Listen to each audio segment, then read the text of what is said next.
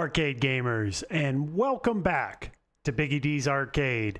Tonight we're doing my 69th Chill and Chat live on a Sunday evening. We're talking home arcade, and boy do we have a lot to talk about tonight. We are just jam-packed with information to discuss tonight. I also want to get everyone in the audience, everyone in the chat involved as well tonight. Let's say hi to who's in there so far. It looks like we got Gotham City Arcade. He was the first one there. He says, if you're not first, you're definitely last, Ricky Bobby. And I'd watched Gotham City earlier today. This morning, he did a stream, and very good stream, Gotham City. I thought a lot of the information you presented in that was very good. So definitely go check him out. Give him a sub if you haven't already. He's got really good Arcade1up stuff if you're interested in that. Jason's here as well. He says, hope you all had a killer weekend full of delicious grub and tasty subs. Or suds. I've got mine.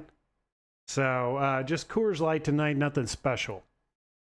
Provolone Joe in the chat, he says Biggie D is legit. Guests are fun, but I think you hit your stride on those solo streams.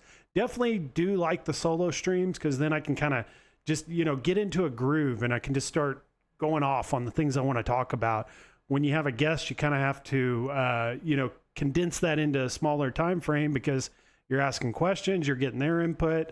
But I do like the change of pace. I like how sometimes we have a guest on and sometimes it's just me. It makes it a little different each time you watch.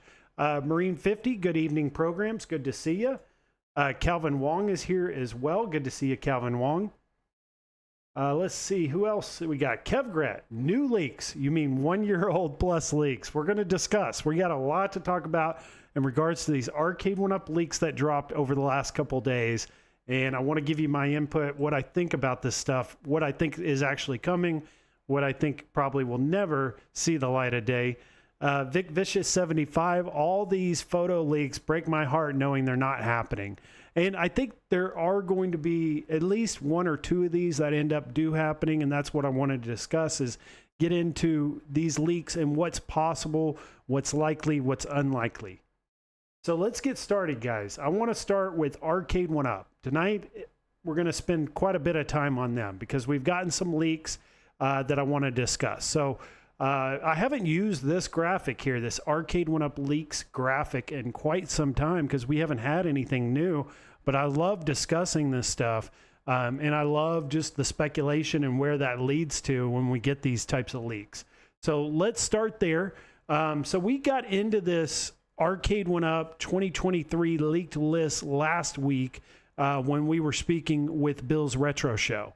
I had him come on the show and just somehow we got into some discussion on this leaked list. I don't know how. It wasn't planned.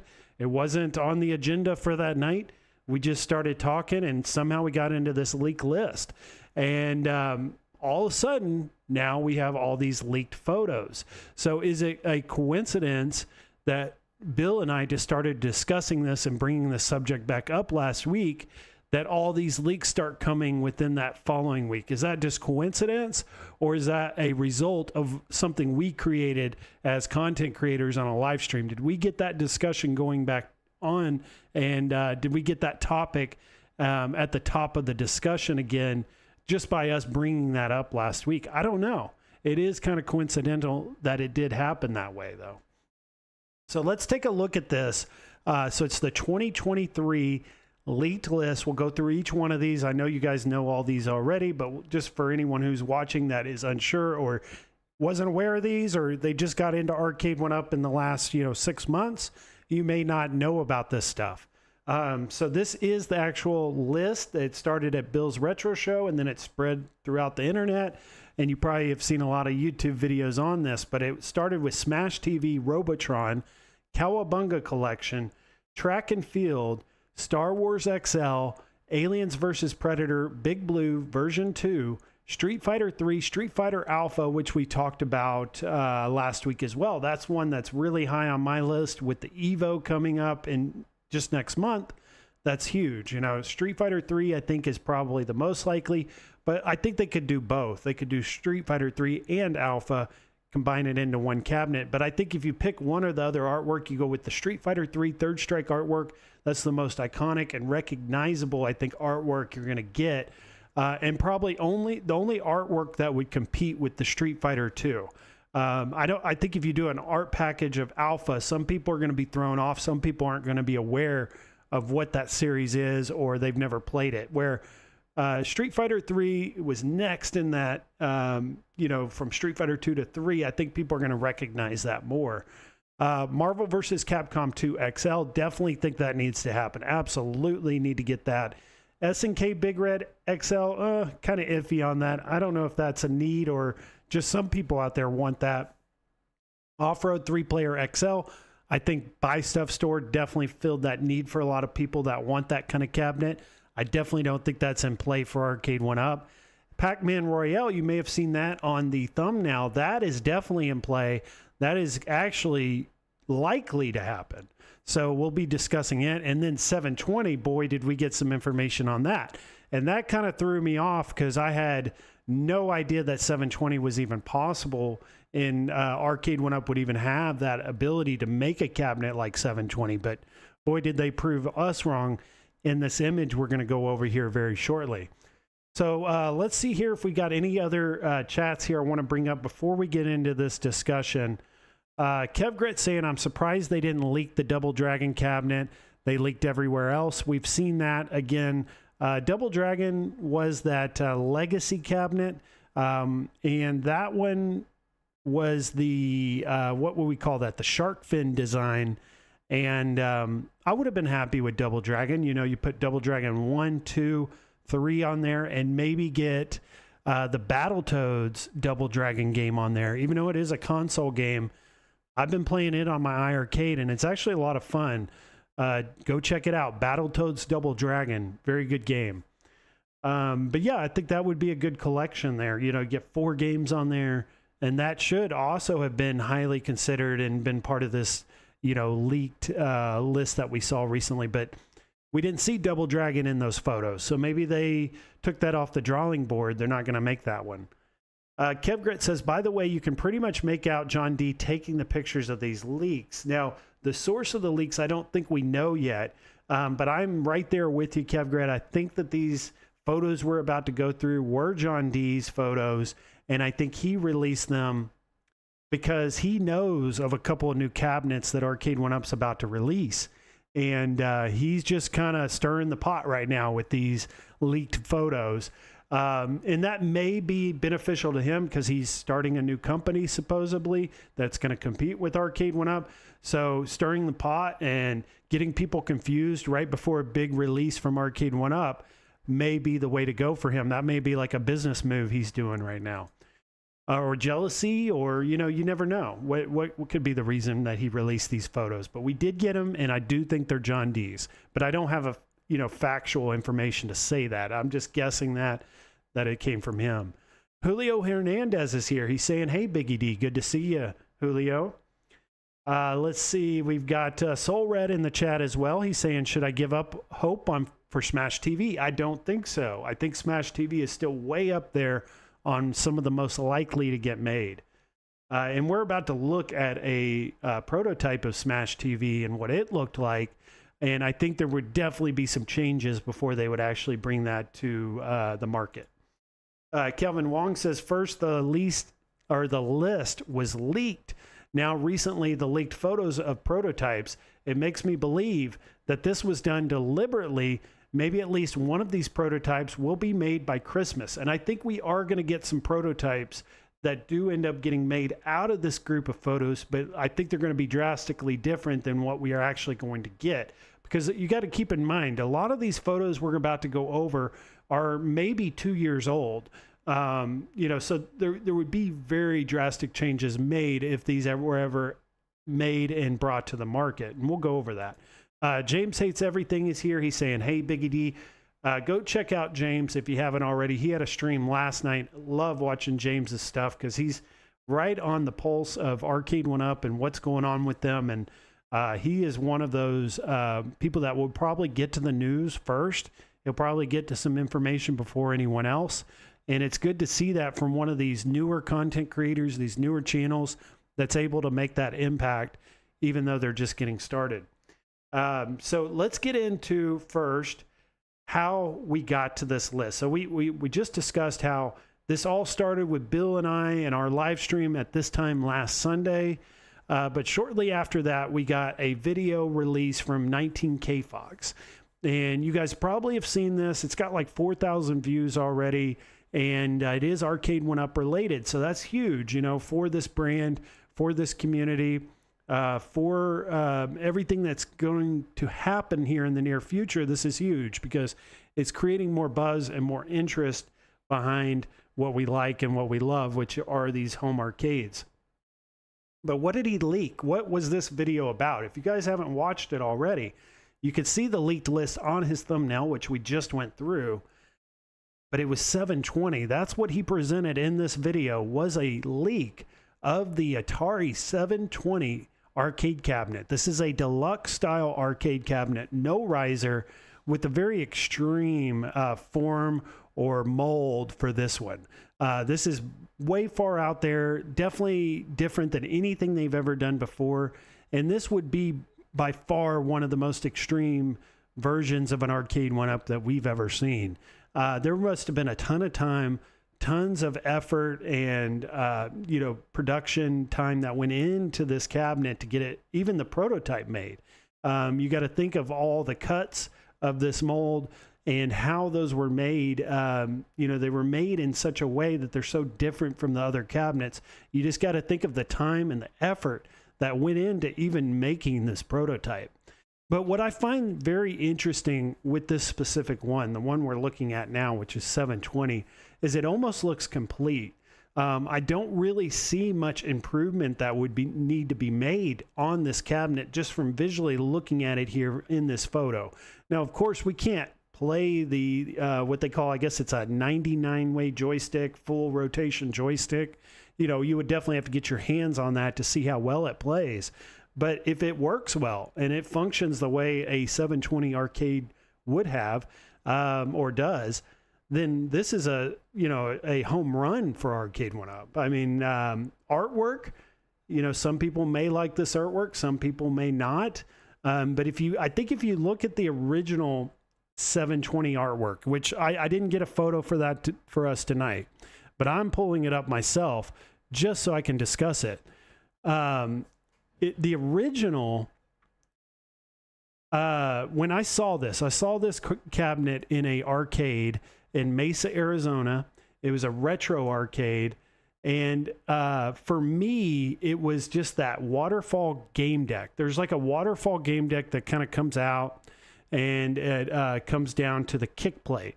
And it's got that pattern, that checkered pattern, the black and white. And something about that waterfall game deck coming out like that, some people might like that. I just did not like that design, that color, that artwork just didn't do it for me. Seeing this photo, they didn't do the waterfall game deck. It actually cuts off right before the kick plate. And actually, you know, some people want authentic recreations. They would be like, okay, well, if it doesn't come with this waterfall game deck, I'm going to want to get it through Buy Stuff Store or some other option and replace that later. For me, I like this look better, where it cuts off the checkered pattern right there at the kick plate. I think that looks good. I actually think that looks better, and this is just my opinion, I think that looks better than the original, because I'm not a big fan of that checkered black and white pattern. That artwork just doesn't do it for me. It's very, you know, 70s, 80s. I don't know what you can call that kind of look, but I just wouldn't want a lot of it. Well, they cut a lot of that off with this design, so I think that's good. You got a little of it to give you that nostalgia, but you don't have a ton of it on the front of the cabinet like you would on the original. Other than that, I think everything looks really good. It matches the original very well. That marquee up there above the speakers, I mean, that's incredible how they were able to get that lighting and that small little logo there and make that look so well. Incredible. And that also makes me question too, you know, if they were to bring this to market, if this was to be made, this seems like this would be like an $800 cabinet, maybe more. You know, I think they've learned their lesson on the Pro, on the KI Pro. They can't do $1,000 cabinet. But if this would definitely be up there. It would be a $699 like T2 was, or you know, $749 like Time Crisis. Definitely would be. Now, all these extra buttons I saw and heard K Fox mention these extra buttons. I don't know what that's about. Definitely, they're always going to try and find a way to get more games on these cabinets. They do not like releasing these one game cabinets, even though we've had them like T2, some others. I think that, that have had a little amount of games, like 2 or 3 games on it. They're always trying to find a way to get 10, 12 games on a cabinet if possible. But 720 is very difficult because of the controls and that joystick. What other games could you put on it? And I just don't think there's really, unless you guys can think of some, I don't know of any. And I think this game would best be served just as a solo game on this cabinet. They've done such an extremely good job on the artwork, the mold, the look of this cabinet representing what the original was. I just think that you just keep it a one-game cabinet, just like T2, and it's going to sell, and it's going to be one of your big winners. And surprisingly so, because going into 720 and hearing that on the leaked list, I didn't think there was any way possible they were going to be able to do this or make this even possible. And then also, I wasn't a big fan of the artwork, but they kind of lessened the things I didn't like on the artwork on the original with this design. So I think it's a very good one. Like if I could give it like a 10 out of 10, I would do that. If this was actually going to be made, I would say this would be like 10 out of 10, as long as it plays well. It's the original arcade ROM. I think there's no way this thing doesn't do well. But again, that's coming from someone who's an Arcade1up fan who collects these cabinets. They're trying to get to the buyer that isn't like us, that's not the fan, that just walks into a Best Buy or maybe sees this on a website and they, are thinking, oh, I want to, buy an arcade. That I don't know if this will appeal to those group of people. But definitely the collectors, the fans of Arcade1up, this was a huge win for us. This is something we would have wanted to see. But low risk, high reward, this does not fit that for them and their motto for this year. So I can see why this was never made. I think this design and this idea, even though it was so well so presented and in this prototype, I just think this whole idea just kind of died when John D left. Now, John D's starting a new arcade company, supposedly. Maybe he can bring some of these ideas and this passion and, the ability to bring stuff like this to the market. I think he could do that with his new company.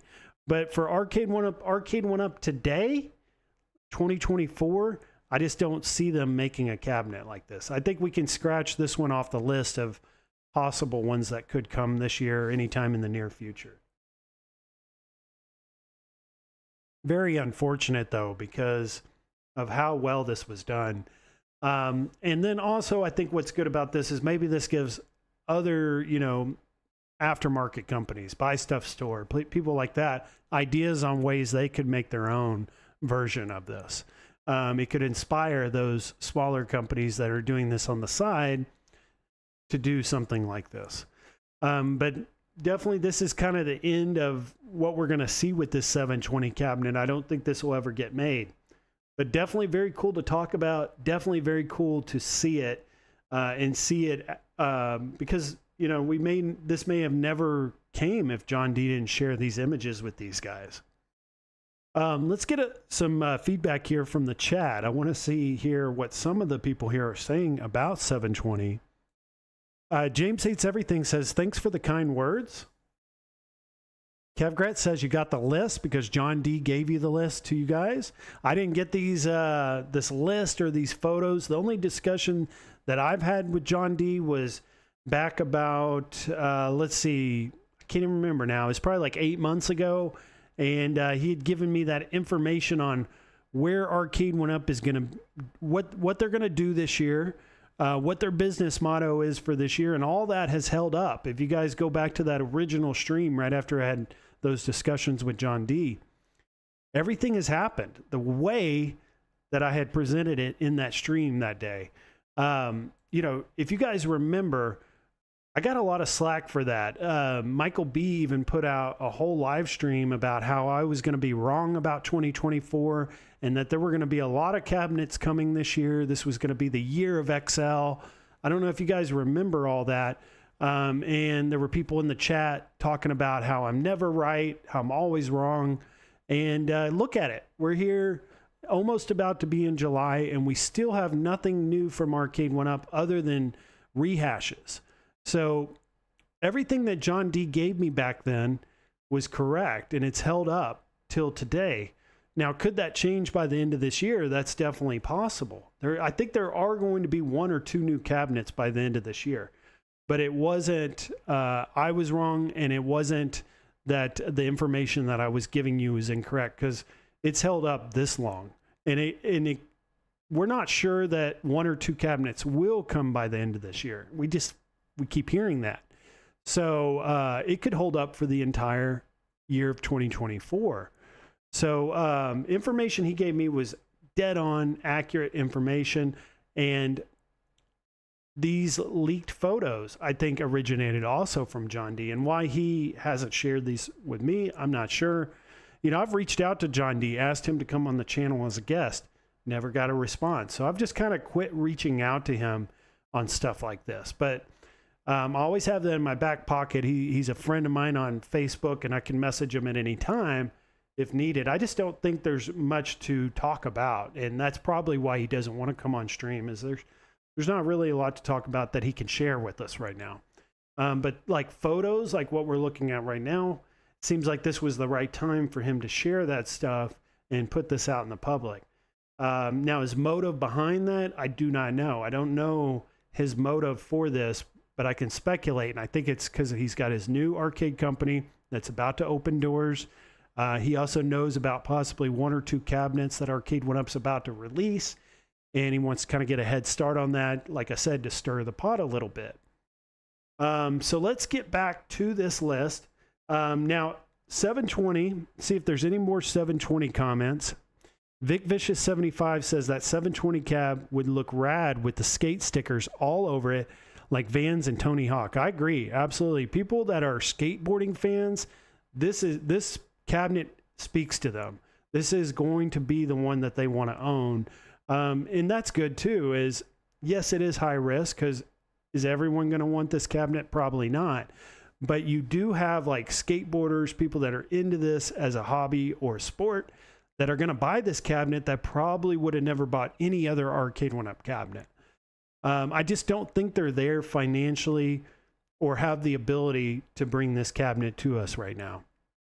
Keep in mind, these photos are probably about 2 years old. Papa Brad's Gaming says, yeah, notice the leaks went to the same Arcade1up shills. Kevgret, nothing has ever changed. RT Watson says, I'd love to see the Tubin reproduction from Arcade1up. That would be a good one. There's a lot of Tubin fans out there. And that one I heard was a lot of fun to play online. So that would be a good one. And it has that very unique cabinet design. Also, a root beer tapper cabinet would be very nice as well. Definitely would. We've got a leak on that one, so that one could be possible. Soul Red says, 1-game cabinets are fine if they are done right. I think they did a good job with T2. Mickey Yoon says, yes, they're releasing cabs with the funds from website ads, LOL. So we're going to look at the Arcade1up website tonight. We're going to see if those ads are there. They were there for me yesterday, but they weren't today. So we'll see. Papa Brad says, Cornercade and P-Dubs have 172 live. This is all planned thing for YouTube views. 22 over here. It doesn't matter. It does not matter, Papa Brad. We're just here to have a good time, chat home arcade. If someone else wants to stream in the community, that's cool. It's not a problem. We can always rewatch these streams later. So I do that a lot, you know, where there's 2 people streaming at the same time. I want to hear what they say. I'll watch one. I'll rewatch the other one later. Not a big deal. Mike Hawkert says John D is the licensed master. He would troll us all the time when he was with Arcade1up, knowing he ultimately would have made a good, or would have make good. Now that he is gone, these leaks might have different motives. And Kev Gretz saying he rocks with Biggie. I appreciate that. So let's get in now to these other leaks, because it got very interesting today. It went from like 1 to 100 this morning, and it was all thanks to, and I haven't been talking to Michael B much lately. And I'll tell you guys this, just kind of, backstory here. There was a point, and I've talked about this live on stream. You guys may not ever see me in the Super Game Room Dudes chat anymore. They actually blocked me from being able to chat on their streams. And I think that started with P-Dubs, but I kind of took that out on Michael B as well, because I was like, well, he's part of the Super Game Room Dudes, so obviously he was in on that decision. But then I had a, family thing, personal thing happen. He reached out to me for that, and that, was really nice of him. And then I actually reached out to him today about these photos. So the photos we're about to look at were actually given to me by Michael B.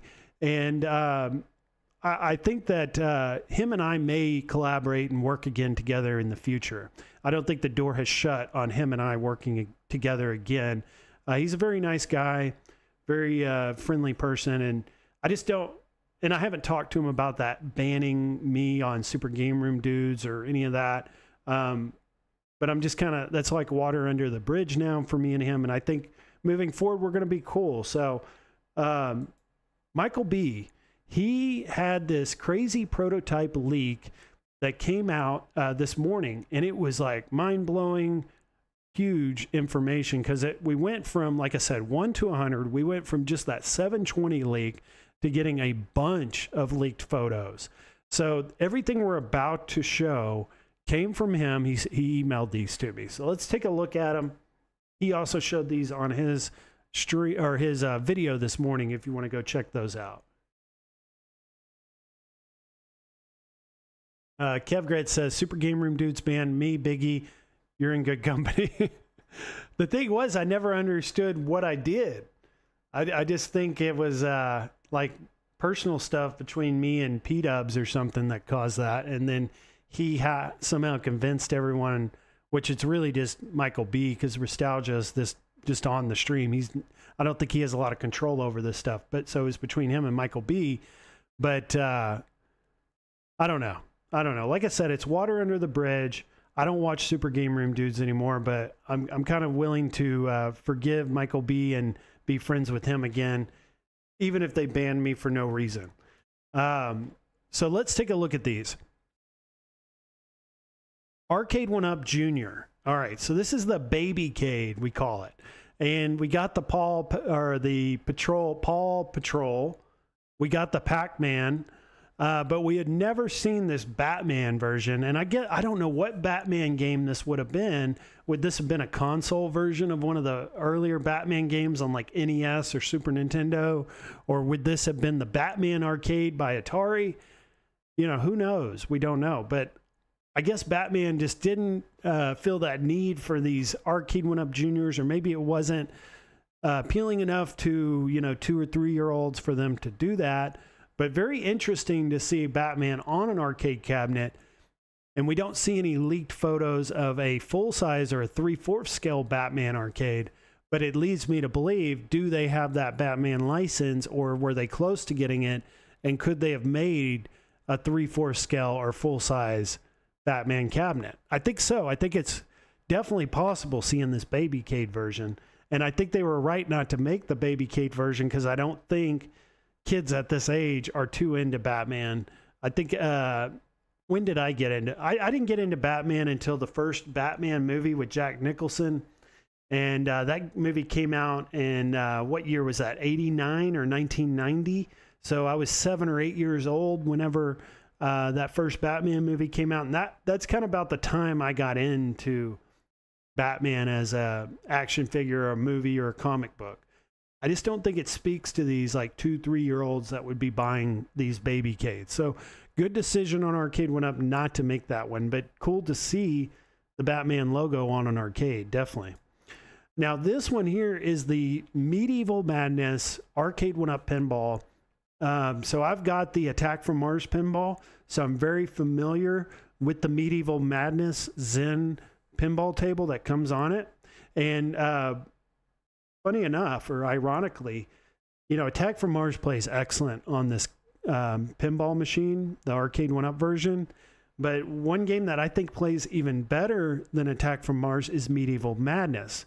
So either this was a second form of, or like a second design for that Attack from Mars cabinet, meaning they were going to release two different versions. They were going to release an Attack from Mars with that same games list, and then they were going to release a Medieval Madness with that same games list.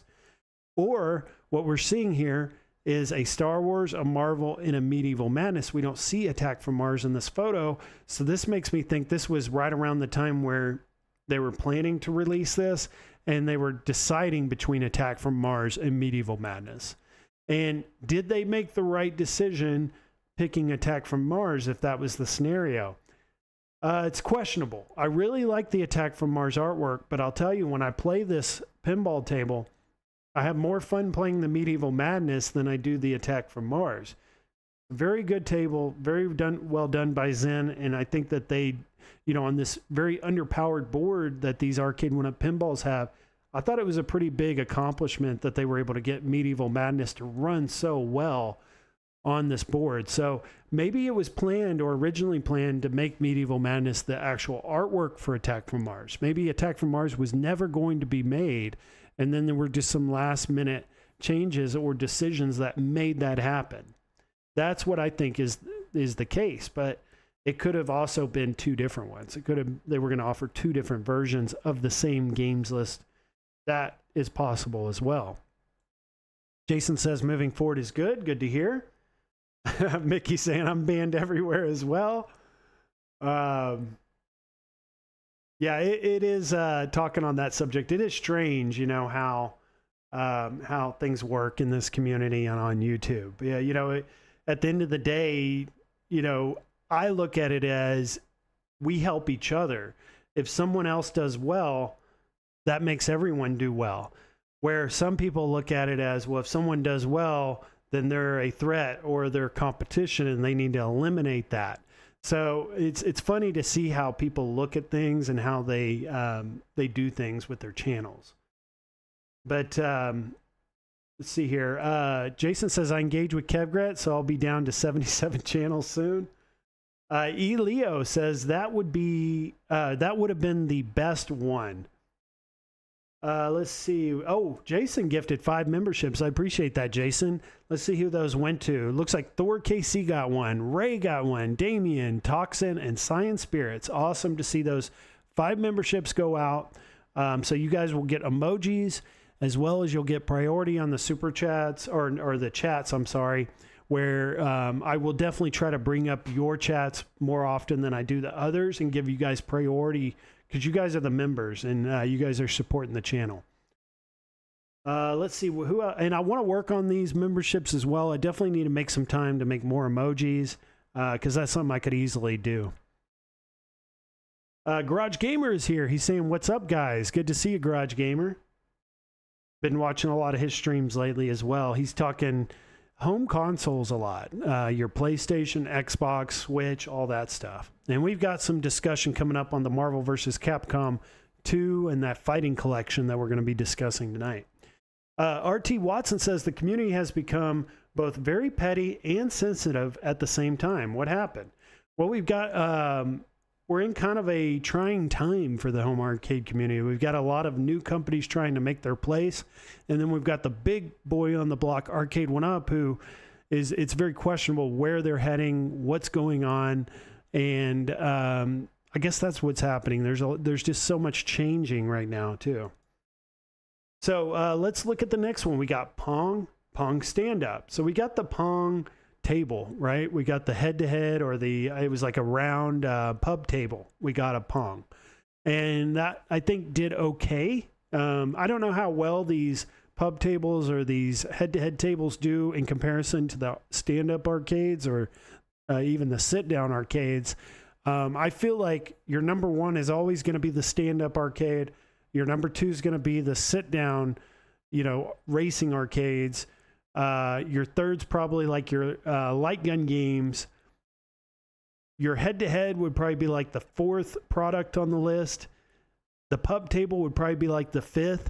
and then your last would be like the Infinity game board and table. That's my ranking, 1 to 6 as far as what the products that they offer personally.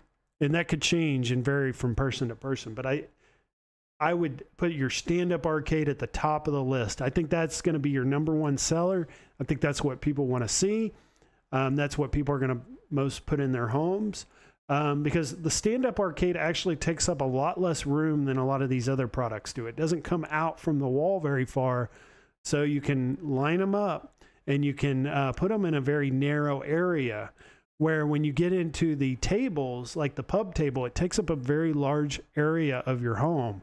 And unless you're actually using that pub table like it should be, which is an actual table to eat on and meet at and things like that, if you're not using it for that, that takes up a lot of space.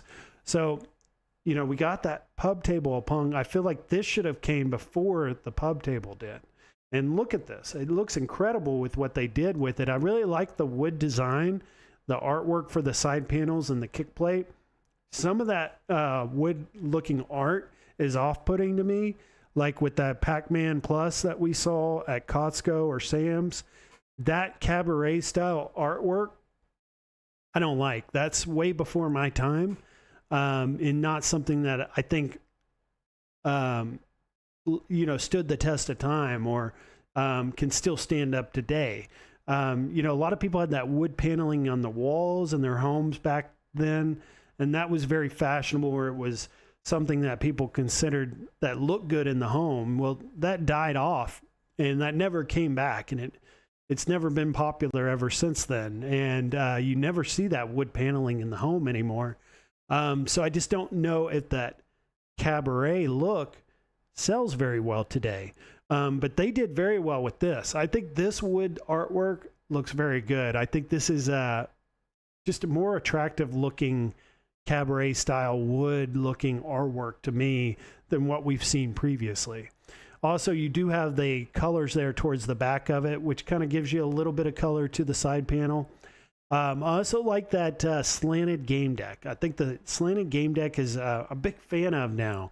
So I have the Marvel vs. Capcom 2 arcade cabinet now, and it's got that slanted game deck. And if you guys have watched me on Friday, I was sharing that with everyone during a live stream.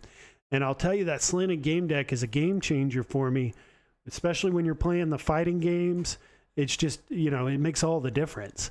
And seeing it on this cabinet, spinner is going to be interesting, because I'm used to a spinner at a more level area than like at a slant like that. So I don't know if I would enjoy the spinner on that slant or not. It's almost like you would have to stand in front of it and try it out to see if you like it or not. But I like the design, and I think they were trying new things. And this is definitely John D. and him and his, all his coworkers really trying to think up some new and different ideas with this. And you can see that in these photos. Also, that marquee really stands out to me as well. It's a very bright marquee, and that one just looks really good. I mean, it just says Pong on it, but I like how bright it is and how it stands out.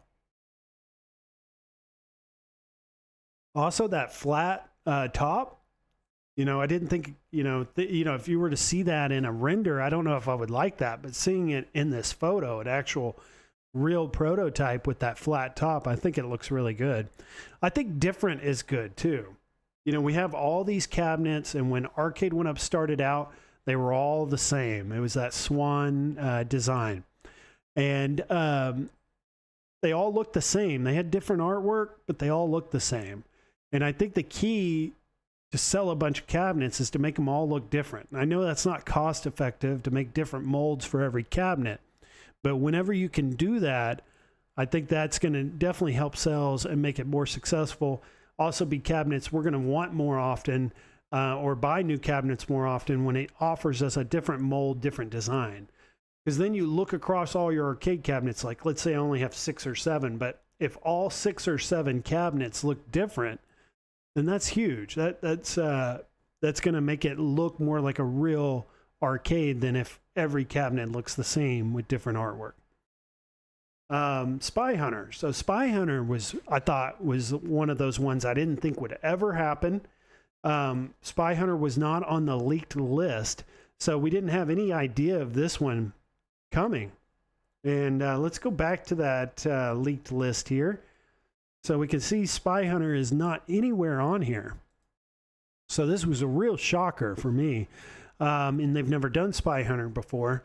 But it is basically the Outrun cabinet, the Outrun sit-down cabinet. It is essentially that with just the Spy Hunter artwork.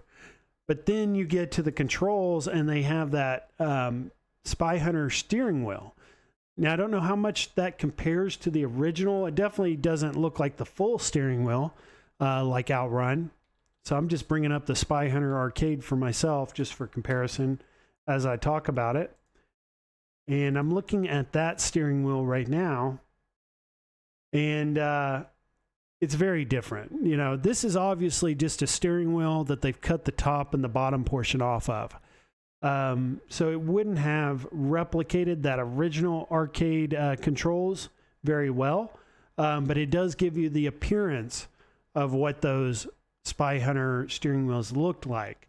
So I thought it was a good idea with what, you know, trying to make it at least appear to look like a Spy Hunter, but how would it feel and function and, you know, actually steer in the game in comparison to the original? I don't think it would have emulated or replicated that very well. So that may have been part of the reason why this never got made. Also, keep in mind that these sit-down cabinets, I don't think sold very well. Like they did this in the Star Wars. They also did it in the Outrun. And I think they kind of eliminated the sit-down for those, especially the Star Wars, because they had remade that one.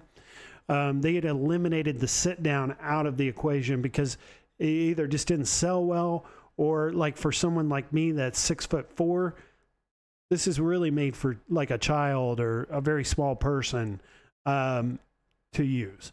The stand-up, I think, is where it's at. I think, you know, could they have made a Spy Hunter stand-up? Definitely. And I think the stand-up Spy Hunter would have done better than the sit-down would have. But we don't see a stand-up version in these photos. We only see the sit-down. Thor KC says, Jason continues to be the very best there ever was.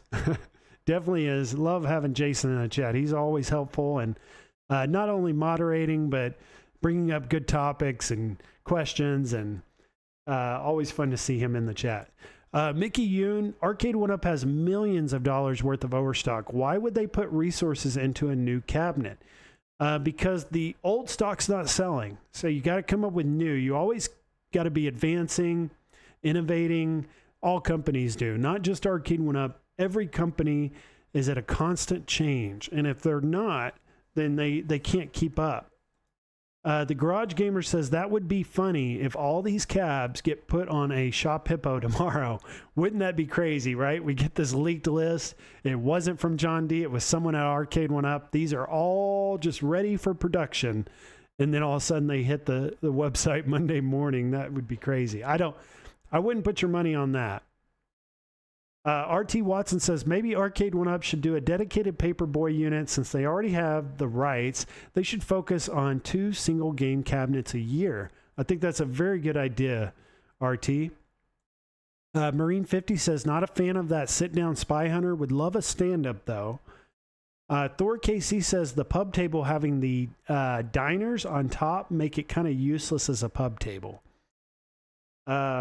I don't think many people used like that Pong pub table more than just for gaming. And I think that's what hurts its sales, is it takes up a large amount of room. And how often are you going to play it? And are you actually utilizing it as a real table? Probably not. AJ says Spy Hunter needs triggers and thumb buttons plus the center push button. Good observation there, AJ. We can't really see any buttons anywhere on that steering wheel, which leads me to believe they've literally just cut off the top portion and the bottom portion of an Outrun steering wheel, trying to make it appear more like a Spy Hunter. You know, they tried, but I just don't think they hit the mark with this one. Galaga Guy 88, hello. Good to see you, Galaga Guy. Soul Red says, my only problem with the sit-downs is they take up too much space. Again, yeah, when we're talking sit down to stand up, just look at it. It takes up almost the amount of space of 2 arcades. two stand-up arcades. Like this room I'm in right now, for instance, it's a very narrow room. There's not much space behind me. There's probably only less than a foot behind this chair and this arcade right here. And it's long, so I can fit, you know, if I put them right next to each other, I could put probably 9 in here if I smash them together. But then you probably, like, I could never fit a sit down in here. I could never fit a pinball table in here. So good observation on that as well. Peter McNabb, Pac-Man Royale. Yes, we're about to talk about Pac-Man Royale as well. All right, so let's take a look here at the Paperboy. So Paperboy is one of those most controversial games that were ever released on an Arcade1up because it only came on the MK cabinets and that Joust cabinet. And they did, you know, add, I think, online leaderboards to it whenever it got to like the deluxe. And maybe even, the MK1 and the Joust had online as well. So they did do that, but they never improved the controls. The controls were always really bad, and always talked about how disappointed people, or I will always hear, because I never owned the cabinet, but I would always hear about how many people were disappointed with the Paperboy controls and how it was literally unplayable. You know, why would you even include the game on there if it's so unplayable, is the question. Well, they did have the license, and now this, I think, kind of answers that question for us. It looks like they did have the license. They were working on a Paperboy design prototype, and they were probably paying for that license during this development, during this prototype phase. And they're like, well, if we're paying for the license, we might as well use it on these other cabinets while we're trying to figure this out. I think that was a bad move. I don't know whose decision that was to do that, but I think that was a really bad move on Arcade1up's part. They should have just kept everything in on this cabinet, kept, you know, all their focus, all their development funds into this rather than putting it on other Midway cabinets. And again, this could have been just a one-game cabinet, like a T2, and it would have been very successful for them. They just never made it. It never made it to the finish line, and I'm not sure why. One reason I think maybe is because it was using the Star Wars mold. It's an exact match to the Star Wars cabinet. This would have been not the most recent one, but the original. And maybe they just didn't want it competing with Star Wars in some way, because Star Wars was one of their biggest money makers at this time. So maybe they didn't want to bring another cabinet with the exact same mold at the same time, thinking that even though Paperboy and Star Wars are two very different games, maybe they thought someone's not going to be willing to pay $500-600 for another cabinet with the same mold. I'm not sure. I really don't know. These are just thoughts that I'm having. But something that does stand out to me are the controls, are those handlebars. It looks like they've got something going there, guys. I mean, we can't play it. We don't have any video of someone playing it to know this, but from the look at it, they definitely developed this from the ground up. And it looks like almost like a GRS type design. Was, you know, Glenn involved in this at all at that time? I don't know. I don't know when Glenn and Arcade1up's relationship ended, the exact time frame that was, but maybe it's possible Glenn was still involved at this time and he helped them with this, because this doesn't look like it was made by Arcade1up. It definitely looks like it was made from an outside source that had some expertise in how a Paperboy control would work. But it's definitely you know, the right direction. They were definitely heading in the right direction with this one. Gallagher Guy says, why even include it if it's unplayable? It only ends up making the customer frustrated. And that's exactly, yeah, what I was saying there is don't include it. You know, that was a huge mistake in putting that game on the Midway cabinets. They should have just kept it exclusive to whatever this prototype was and continued to develop it. And that would have been the right decision. And it's always easy to say these things later on, right? We're looking at this 2 years later or a year and a half later. So it's easy to make these decisions now. When they're in the moment, They got all these cabinets, all these prototypes they're working on. You know, are they going to make the right decision every time on every cabinet? Probably not. It's not that easy, I don't think. But what could make things like that easier for Arcade1up is to get people that are passionate about arcades, that have a lot of knowledge of these arcades. You know, people that grew up in the 80s and the early 90s that played a lot of these, you know, religiously every weekend at their local arcade, have a passion for this stuff. Those are the kind of people they should be bringing on board, or should have brought on board for their staff, because those are the people that drive these prototypes and make the right kind of decisions moving this stuff forward. The Garage Gamer says, on my Outrun sit down, my son could actually hit the gas pedal. So yeah, that shows how small the sit down was, going back to the Spy Hunter. You know, me at 6'4", there's just no way. Jason saying, the Garage Gamer, I was touching that sit down model and I'm 6'2".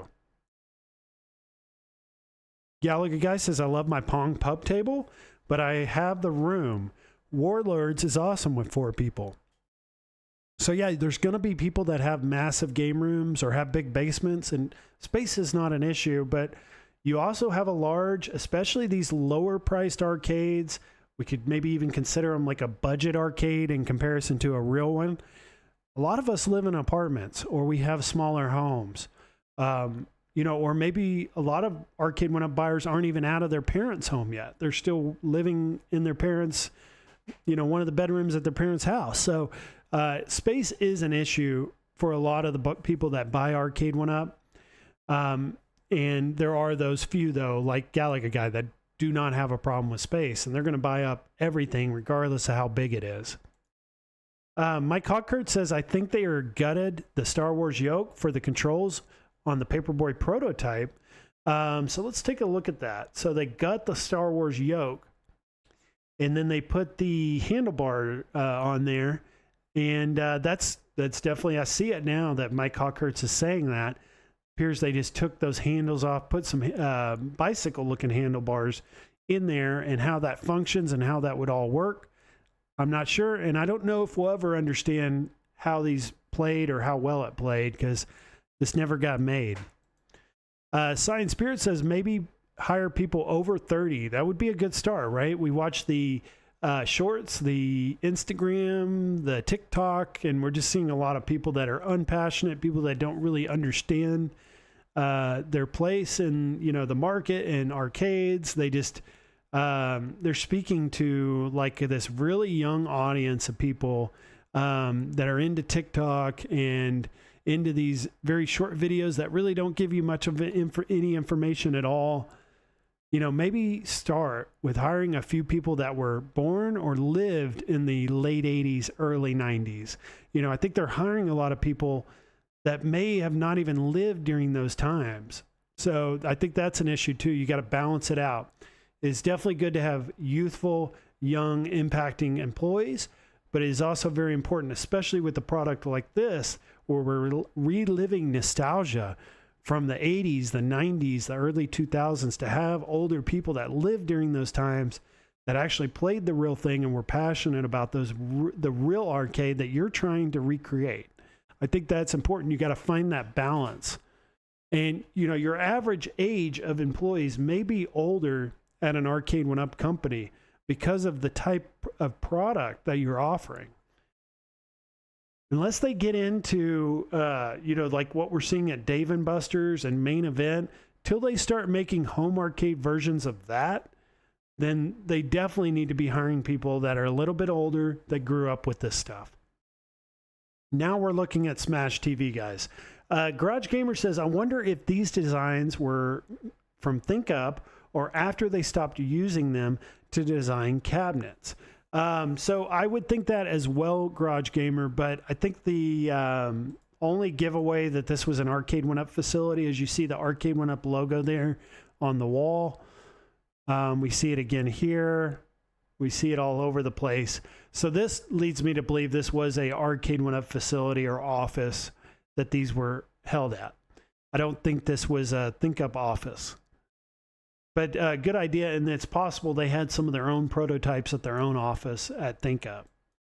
So Smash TV, I mean, everyone knows about this cabinet. This is the number one. If Arcade1up was going to make a new cabinet tomorrow, this is the number one. They sent out a poll to their entire customer base, an email, where they had asked, and Travis had actually led this initiative to get this poll out so people would vote. And Smash TV Robotron led that list. It was the number one most requested new cabinet for Arcade1up to make. And we've talked about this cabinet since I've started this channel. We've heard Michael B talk about this cabinet for years now. And we know that this one was very close. This was going to be their next new release. And I still think it is.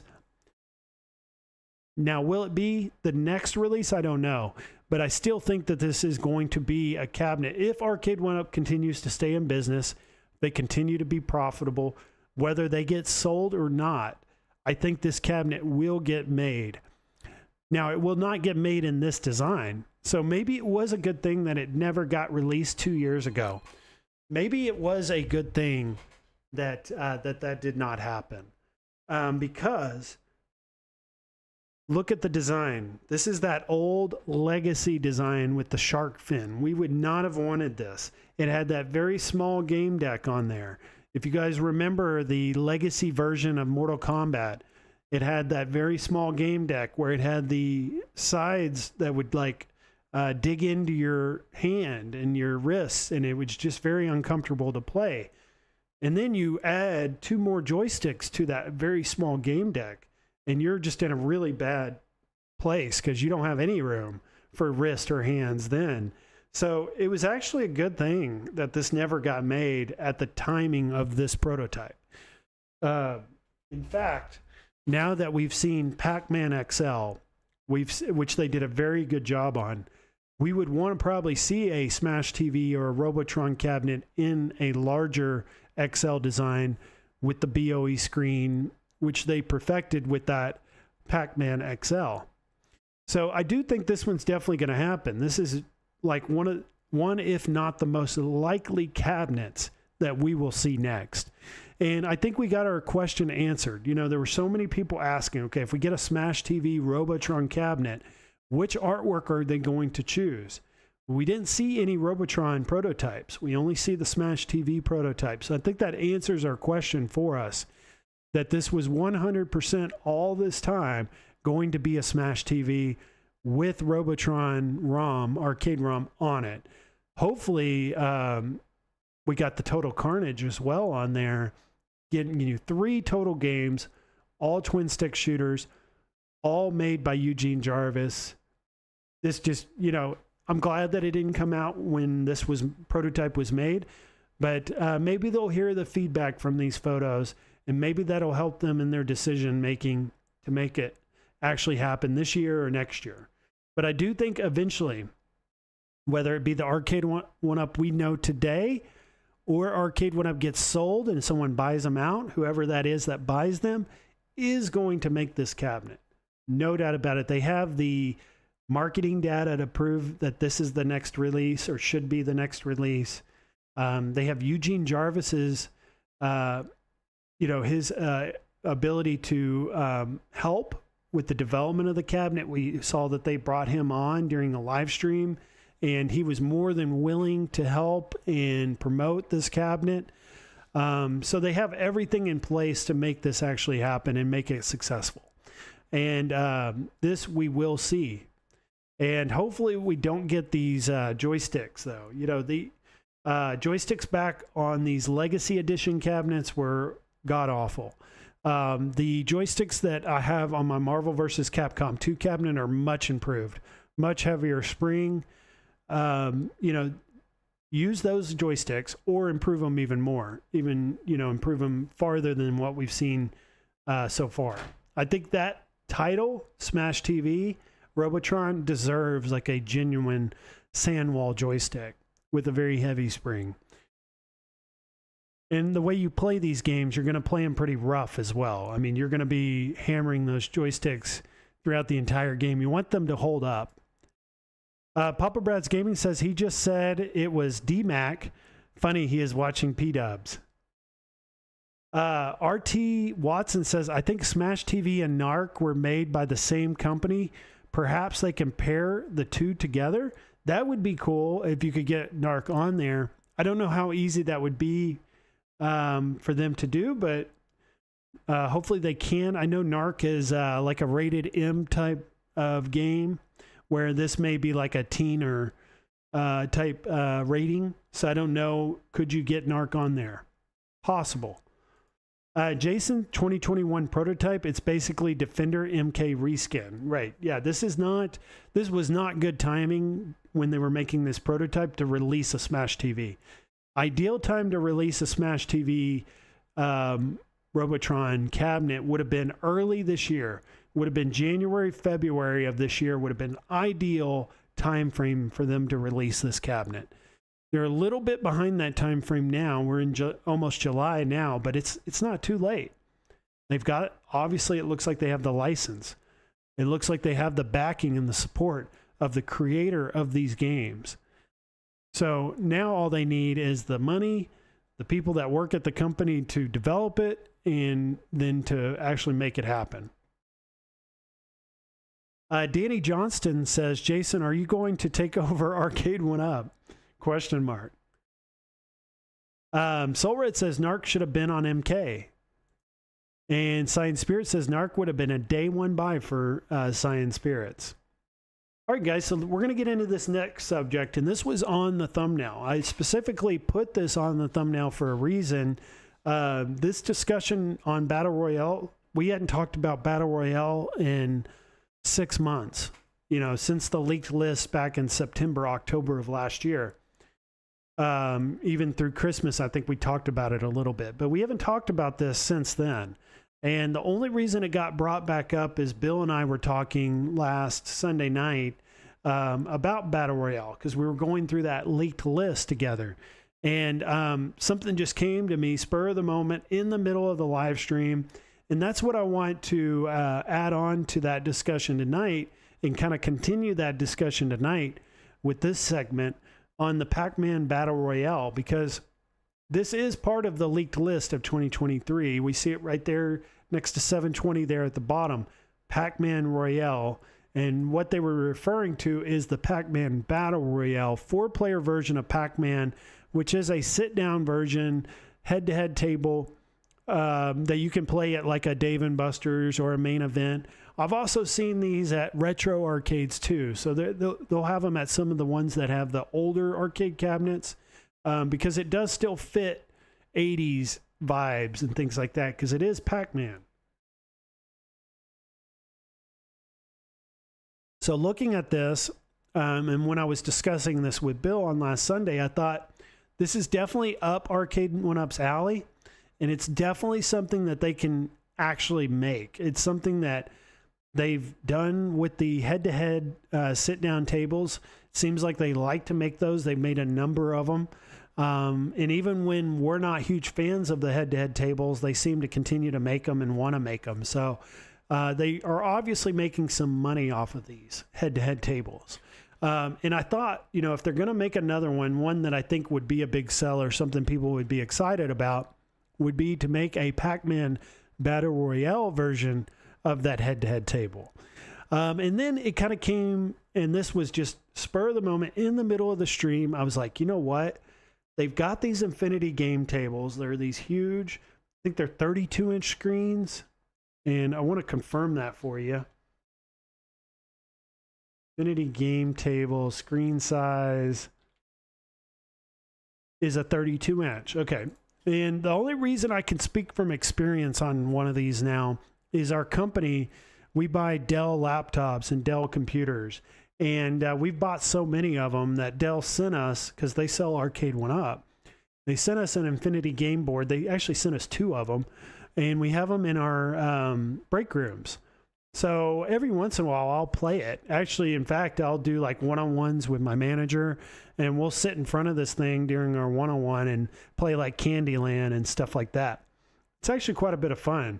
And the graphics are pretty good. The amount of power that's driving these games seems to be much more improved and more power than what we're getting on the PCBs on the arcades.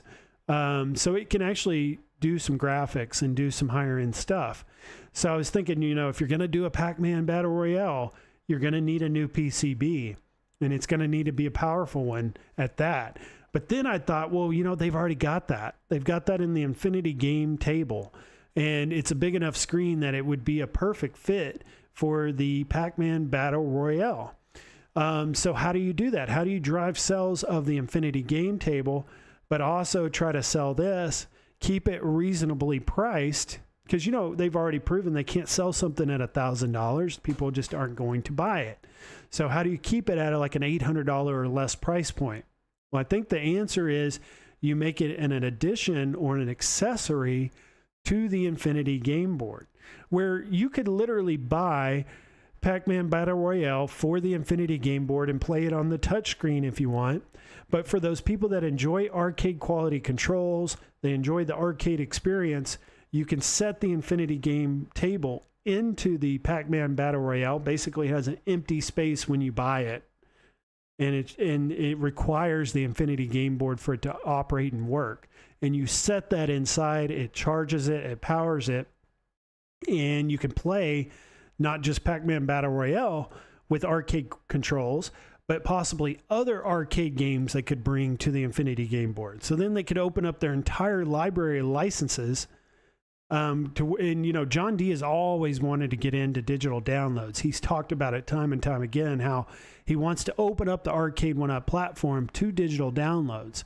Well, I don't think that's an easy task with the PCBs we currently have. I just don't think they're powerful enough, or they're able to program those well enough to make them possible for digital downloads. But they've got that down. They've got it down pat with the Infinity Game table and the board, where you can download games as much as you want. They've got a full library of games.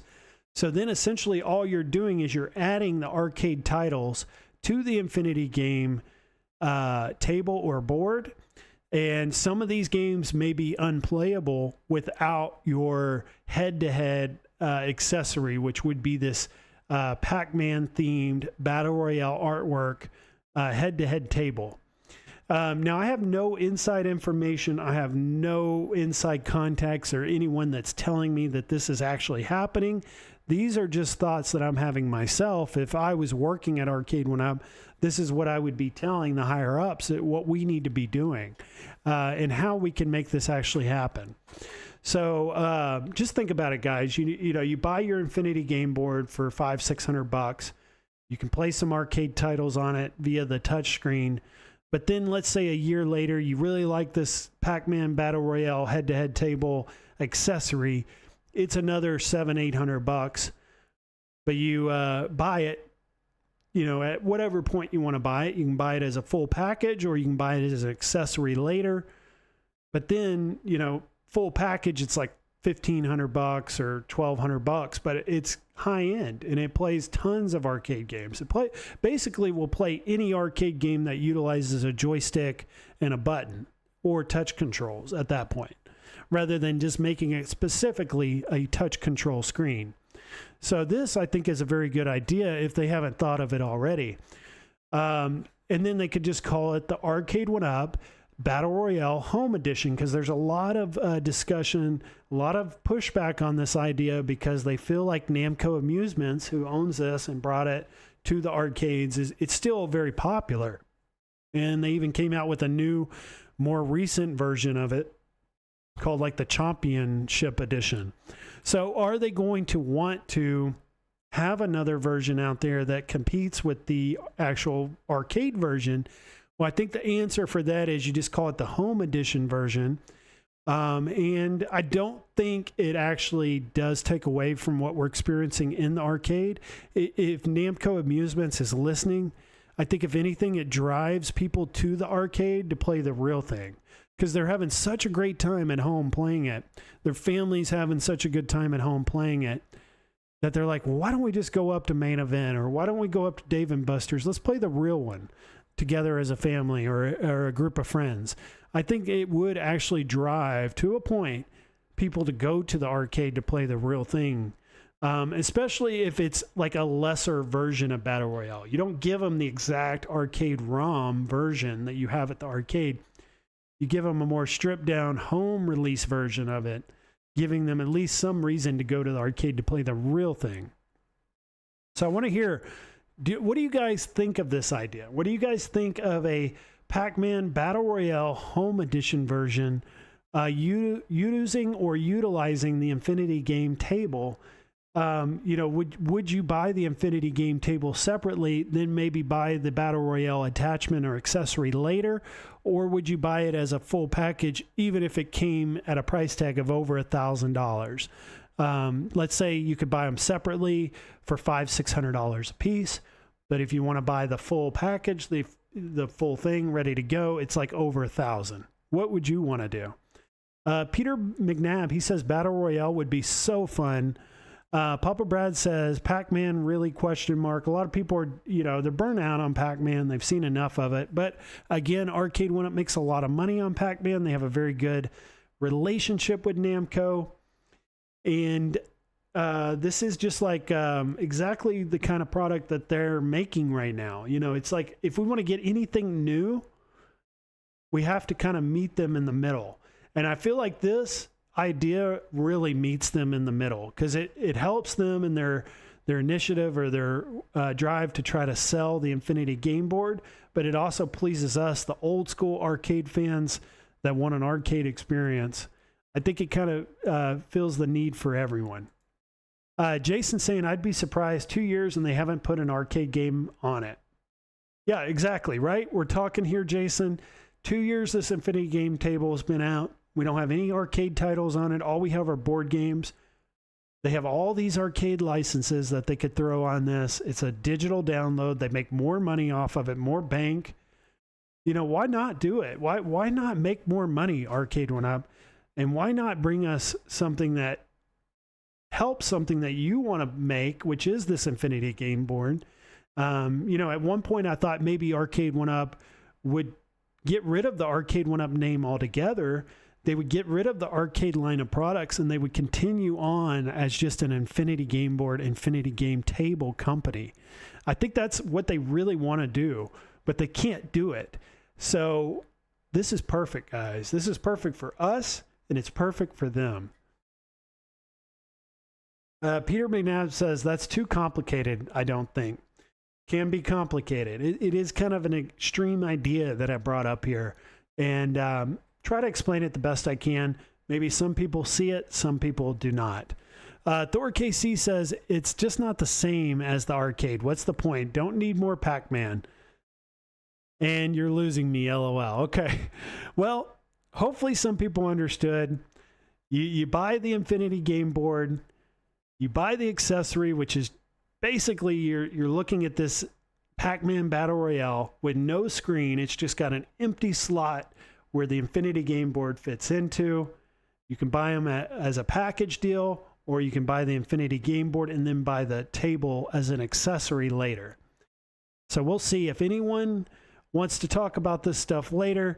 If it is a hit, if people really want to see something like this get made, and I'm on to something, other people will discuss this. It will not just be me. There'll be other content creators, other influencers, maybe even Arcade1up in their meeting rooms will start to discuss this, if this is actually a good idea or not. So time will tell whether or not this was actually something worthwhile.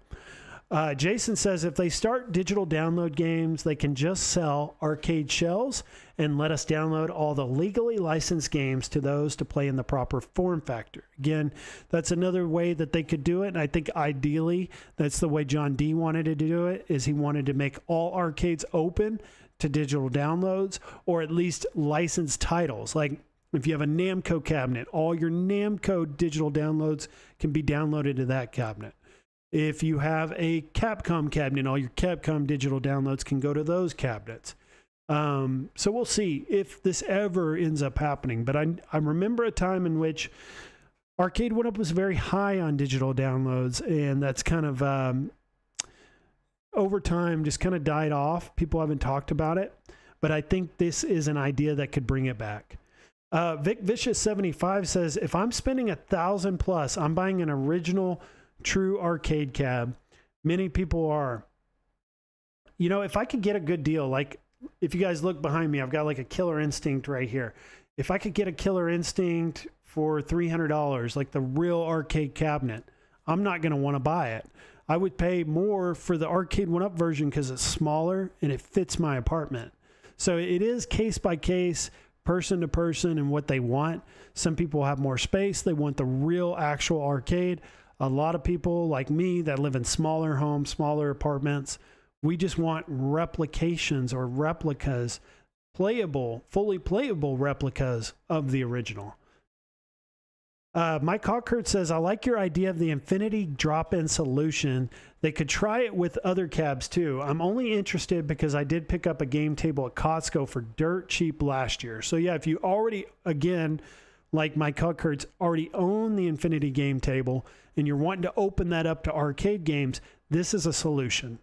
A way that you could buy an accessory to give you joystick button controls. They could also expand on that idea. They could do steering wheels. They could do like a steering wheel head-to-head, all kinds of different ways they could go with that. All right, so let's look at this. I thought this was interesting too, because people are talking about the cup holders. You know, the Arcade1up has never done the cup holder. You know, how are they going to make it look like the original Battle Royale? Well, I'll tell you guys, they've already been doing that. And these prototype photos that we're looking at here in this image are very old. They're probably about 1.5 years old. I remember Justin Console Kit sharing these images back about 1.5 years, 2 years ago. So they were already thinking up ideas of how to do this design with the cup holders, and whether or not they make a pub table Pac-Man Battle Royale or not, I think the cup holders are a good idea. We can see in this leaked image, there is a Marvel Superheroes pub table with the screen in the middle and the cup holders on the left and right sides. Again, that's where people are going to use the pub table most, is when they are, you know, got a group of people over, they're all drinking beer. They want to sit at the table, put their drink in the table, make sure it doesn't spill over on the screen while they're playing. Perfect idea. Great idea. So here's a close-up of the Street Fighter pub table. They had a Street Fighter version of this as well. So a total of 3 different prototypes that are looking very similar to the Pac-Man Battle Royale. Of course, these are circular, not a square or a rectangle, but other than that, very similar in appearance. So just kind of give you guys some things to think about there. And also, if, you know, Arcade1up's listening or they watch these streams, you know, remember you guys have done stuff like this in the past that was similar during your development.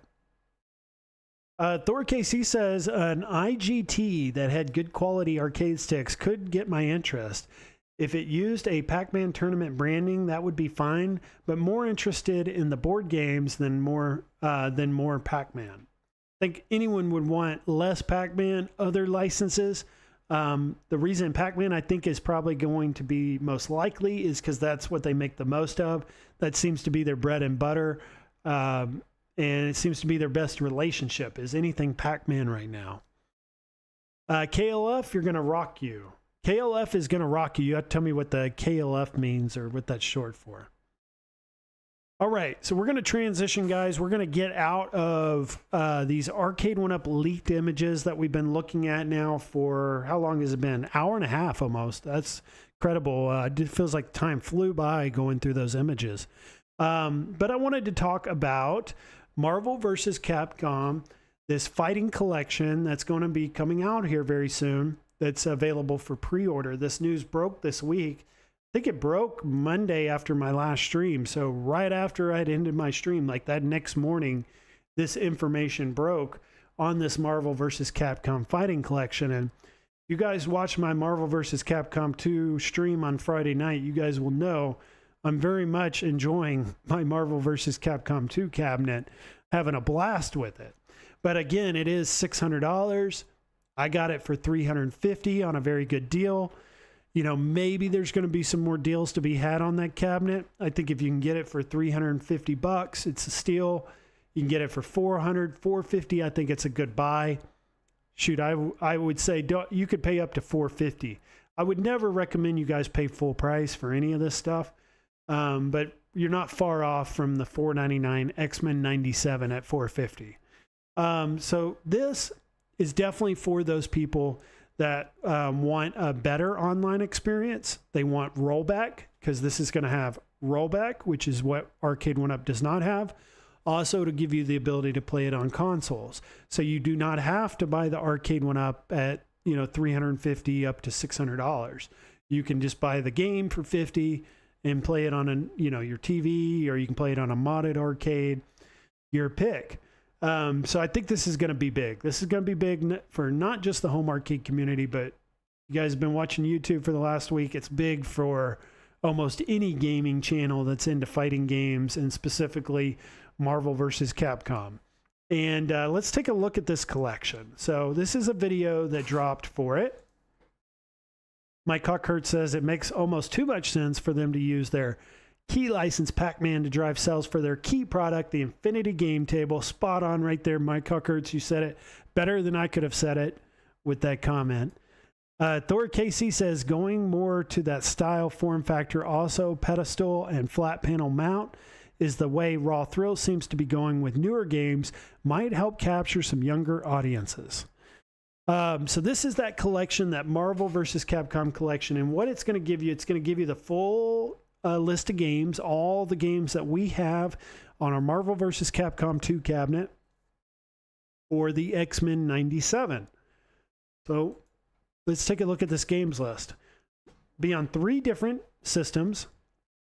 I found it very interesting that it was not on PS5. It's only on the PS4, but that's not a big deal because we can play our PS4 titles on the PS5.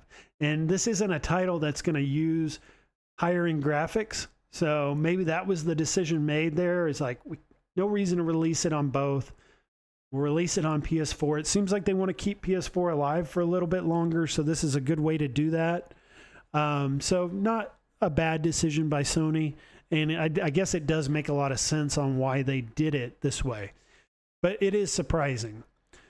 Switch, definitely great system to play this on, because you could play it in handheld mode on the go.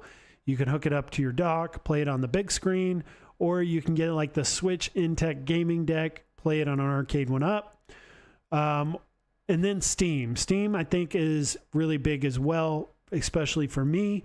Of these 3 platforms, I'm probably going to buy it on Steam, because I play a lot of fighting games on my At Games Legends Ultimate using OTG mode. I'll plug my PC into my At Games Legends Ultimate and play my games that way with arcade controls. And the OTG works very well. There's no lag. It's like a seamless way of playing these games just with arcade controls. So I would buy this on the Steam platform.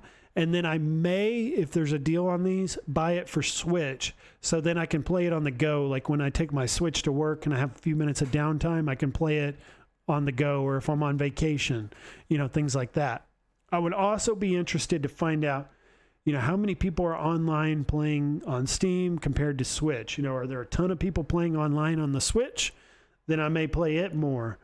Or if there's more people on Steam playing, then I'll play it on there. But I'll tell you guys, I have the Marvel Fighting Collection, which is just like this, the Arcade Classics Fighting Collection on Steam. Nobody's playing online. Hardly anybody is in the lobbies, if anyone. I also have the Capcom Beat 'em Up Collection, and there is not a soul in there anytime I go into the lobby. Never has there been anyone in the lobby playing those beat 'em ups. So it questioned, when I saw the videos, especially in our community, come out throughout the week, really got me questioning, why are you guys putting so much time and effort into making these videos for a home arcade community who wants to play these online? Because I don't think there's going to be a ton of people playing this online. There may be starting out for the first month or two, but I just don't think that it's going to be like a big big place for people to play fighting games online. I just don't think it is. I think it's going to be dead, just like the Capcom Fighting Collection is right now, just like the Capcom Beat 'em Up Collection is right now. Nobody's playing online. The lobby system is great. It works amazing, but nobody's using it. And I wish people were, because I love the Beat 'em Up Collection. I'd love to be able to jump into an online game and play through the entire game with some people. But not once have I even had the opportunity to do that. So I just don't know if that's going to transition to this. I mean, there are a lot of people talking about this title. I think more so than there were the other ones that Capcom put out previous to this. So maybe there is some more backing, or more people are just into Marvel versus Capcom 2 that much. You know, there is kind of that, you know, that lack or that limited ability to play Marvel versus Capcom 2 online. So maybe that's the key. Maybe that's what makes this more popular online, is that you just can't play Marvel versus Capcom 2 online unless you have Fightcade, which isn't licensed, and some people don't want to do stuff like that if it's not licensed. And then you can buy a $600 or $500 Marvel versus Capcom 2 cabinet through Arcade1up. So that may drive people to these games to play them on these platforms online. So I'm just telling you guys that there's no one playing on these other ones. Just kind of set you guys up so you're not disappointed if that ends up happening. Jason says Infinity Cade 2025, LOL. Mike Hawkert says, hoping this new MVC collection has the option to stretch screen like the Street Fighter 30th had.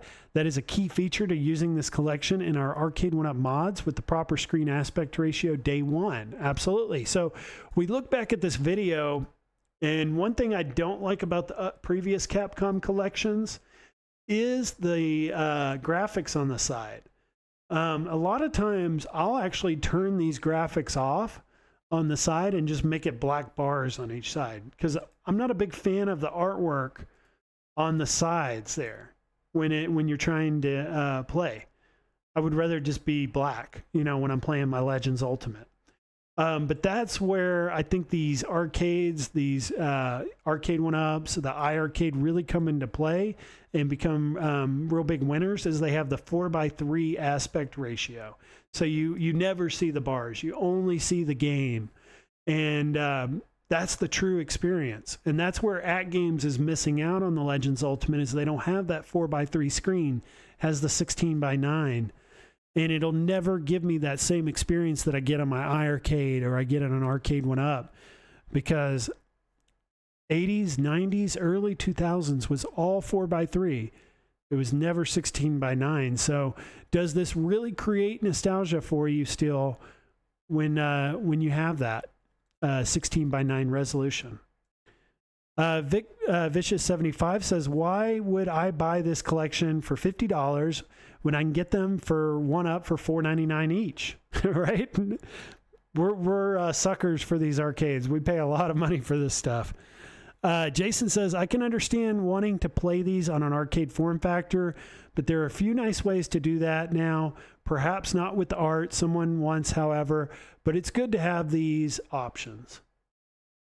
And Jason's saying, smash that like, folks. It's always appreciated. Always hit the like button, help support the channel. So let's get into, we got the games list, which we've seen, but I think the big deal on this games list is going to be that Punisher title.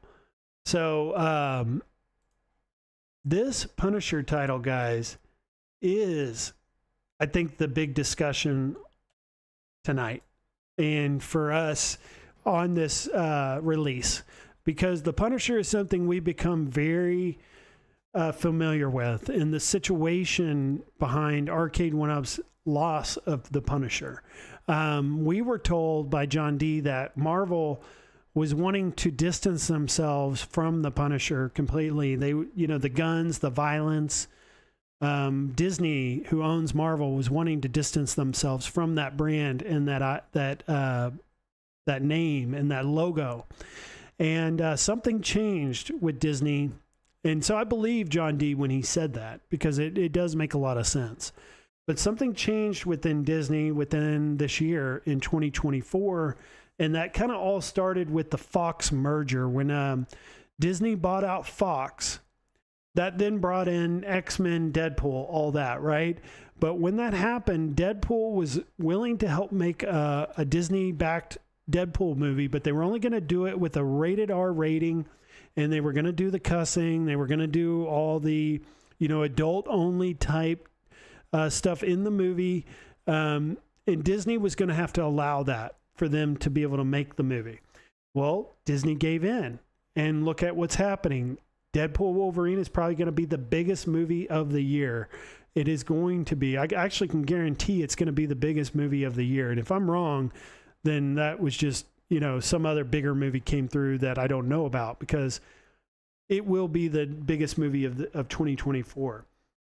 And Disney wants to make money right now. They're losing a lot of money on a lot of the shows and movies that they've made over the last year, because they've gone this direction of cutting out the violence, cutting out a lot of what made them successful in the past. Especially the Fox licenses.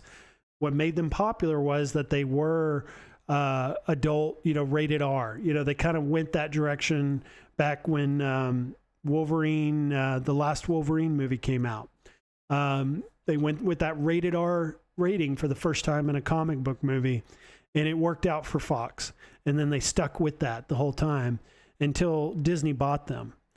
Well, Disney's now learning that they need to allow rated R movies as well. So what they've done is they've not only made Deadpool, but they're also now working on a TV show called Daredevil Born Again. And in this Daredevil TV show that they're making, and that's in production right now, they're bringing back the Punisher. So they've agreed to bring the Punisher back in. And they're not doing a different version of Punisher. There was a lot of speculation, a lot of rumors that if they were going to bring Punisher back into the MCU, or bring him into the MCU for the first time, it was going to be a different version of the Punisher. It was going to be a Iron Man version where he wore the Iron Man armor and he had like laser guns and stuff on his armor. He wouldn't have actual guns. And I'm so happy they did not go that direction. They went with the original Punisher from the original Netflix TV show, the very violent version of the Punisher with the original logo. And I think that has now opened up the ability for like this Marvel versus Capcom fighting collection to get the Punisher. And so when that happened, and we're going to see it in this video here. Let's find it. There it is, Punisher. The old school Punisher arcade game that I have on my Marvel Superheroes cabinet is now back in play for Arcade1up again. They now have the ability to bring the Punisher back to an Arcade1up. There's not going to be Disney in between them telling them no more Punisher, because they're going to want to promote the Punisher. They've got the Daredevil Born Again TV show about to come out. So again, we've heard Cyrus talk about how AVP, they wanted to make AVP because of the new Aliens movie. With this new Daredevil TV show with the Punisher, they're going to want to not just, Arcade1up's not going to want to just drive sales with that, but Disney's going to want to also help promote their show with that release as well. We did see a big name here in the chat. John D himself is in the chat. He says, at Kevgret, looking closely, dude has no tats. Come on. Good to see you, John D. I cannot remember actually John being in my live chat before. This may be a first. You may have come on my live stream before, John D. I just can't remember. It's been so long, but it's huge to see you in the chat tonight.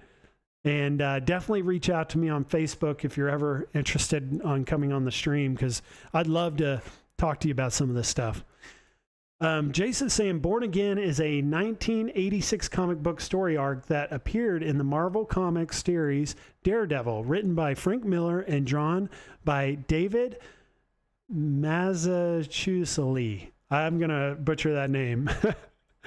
So let's take a look at the Punisher. I think with Punisher being back in play now, with the MVC2 Fighting Collection that's going to open the door for Arcade1up to get the Punisher back. So let's talk about it. Let's look here at the past Punisher. So where did we see the Punisher before today? We saw it on the Marvel Superheroes cabinet. It was a 3-in-1 cabinet. Came with the Marvel Superheroes game. It came with X-Men Children of the Atom. And then the big title, the one that people enjoyed and seemed to like and discuss the most, was the addition of the Punisher beat-em-up game. I bought this cabinet for $150 from Walmart without the riser. What we're looking at here in this video, a lot of it is the special edition version, or the one with the riser. I bought the one without the riser, the what we call the Peasant-cade version of this Marvel Superheroes.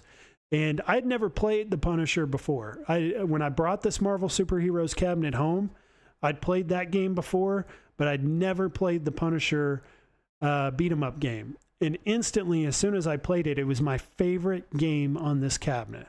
No doubt about it. And let's take a look. So it wasn't just this version in this video. There were 3 different opportunities for you to get the Punisher ROM through Arcade1up. It was the Peasant-cade that you're seeing in this image that I own behind me.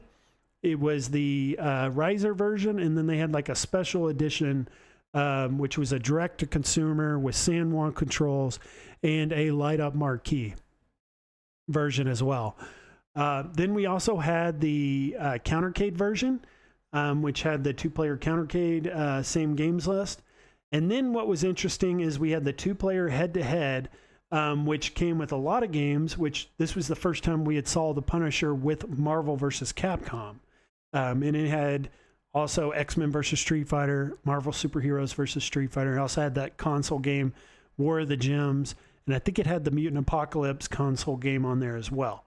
So that was interesting to see them put the Punisher on a Marvel versus Capcom. But we didn't get the Punisher on the stand-up. We only got it on the sit-down head-to-head version. So very disappointing for a lot of people that wanted that ROM or wanted, you know, an arcade nostalgic version of way to play that game. So that started some discussion, right? We got the MVC2 Fighting Collection news on Monday morning. And then shortly after Monday morning, I had wrote a note. And I'll just read you guys my notes word for word. This was, I think, on Monday I'd wrote these. Said, could Arcade1up make a Punisher cabinet ? Punisher's coming back to Daredevil Born Again. Punisher was off limits for a period of time, but now with Fox merger, Deadpool equals rated R. Or what if they go the route of offering Punisher as a download starting when digital downloads begin? That was a possibility, as well as if they were to bring digital downloads. What if Marvel vs. Capcom 2, the cabinet I own, I'm able to download Punisher to that as a digital download, like they charge me for it. Or if they don't have a platform or a way to charge me for the Punisher, they just include it in an update for free, which they've done. They did that with the Outrun cabinet. If you guys remember, there's a Rad Rash or something like that, some game like that on that cabinet that was offered later on through an update. And that title was offered for free. There was no cost. You just update it and you have an additional game added to the Outrun cabinet.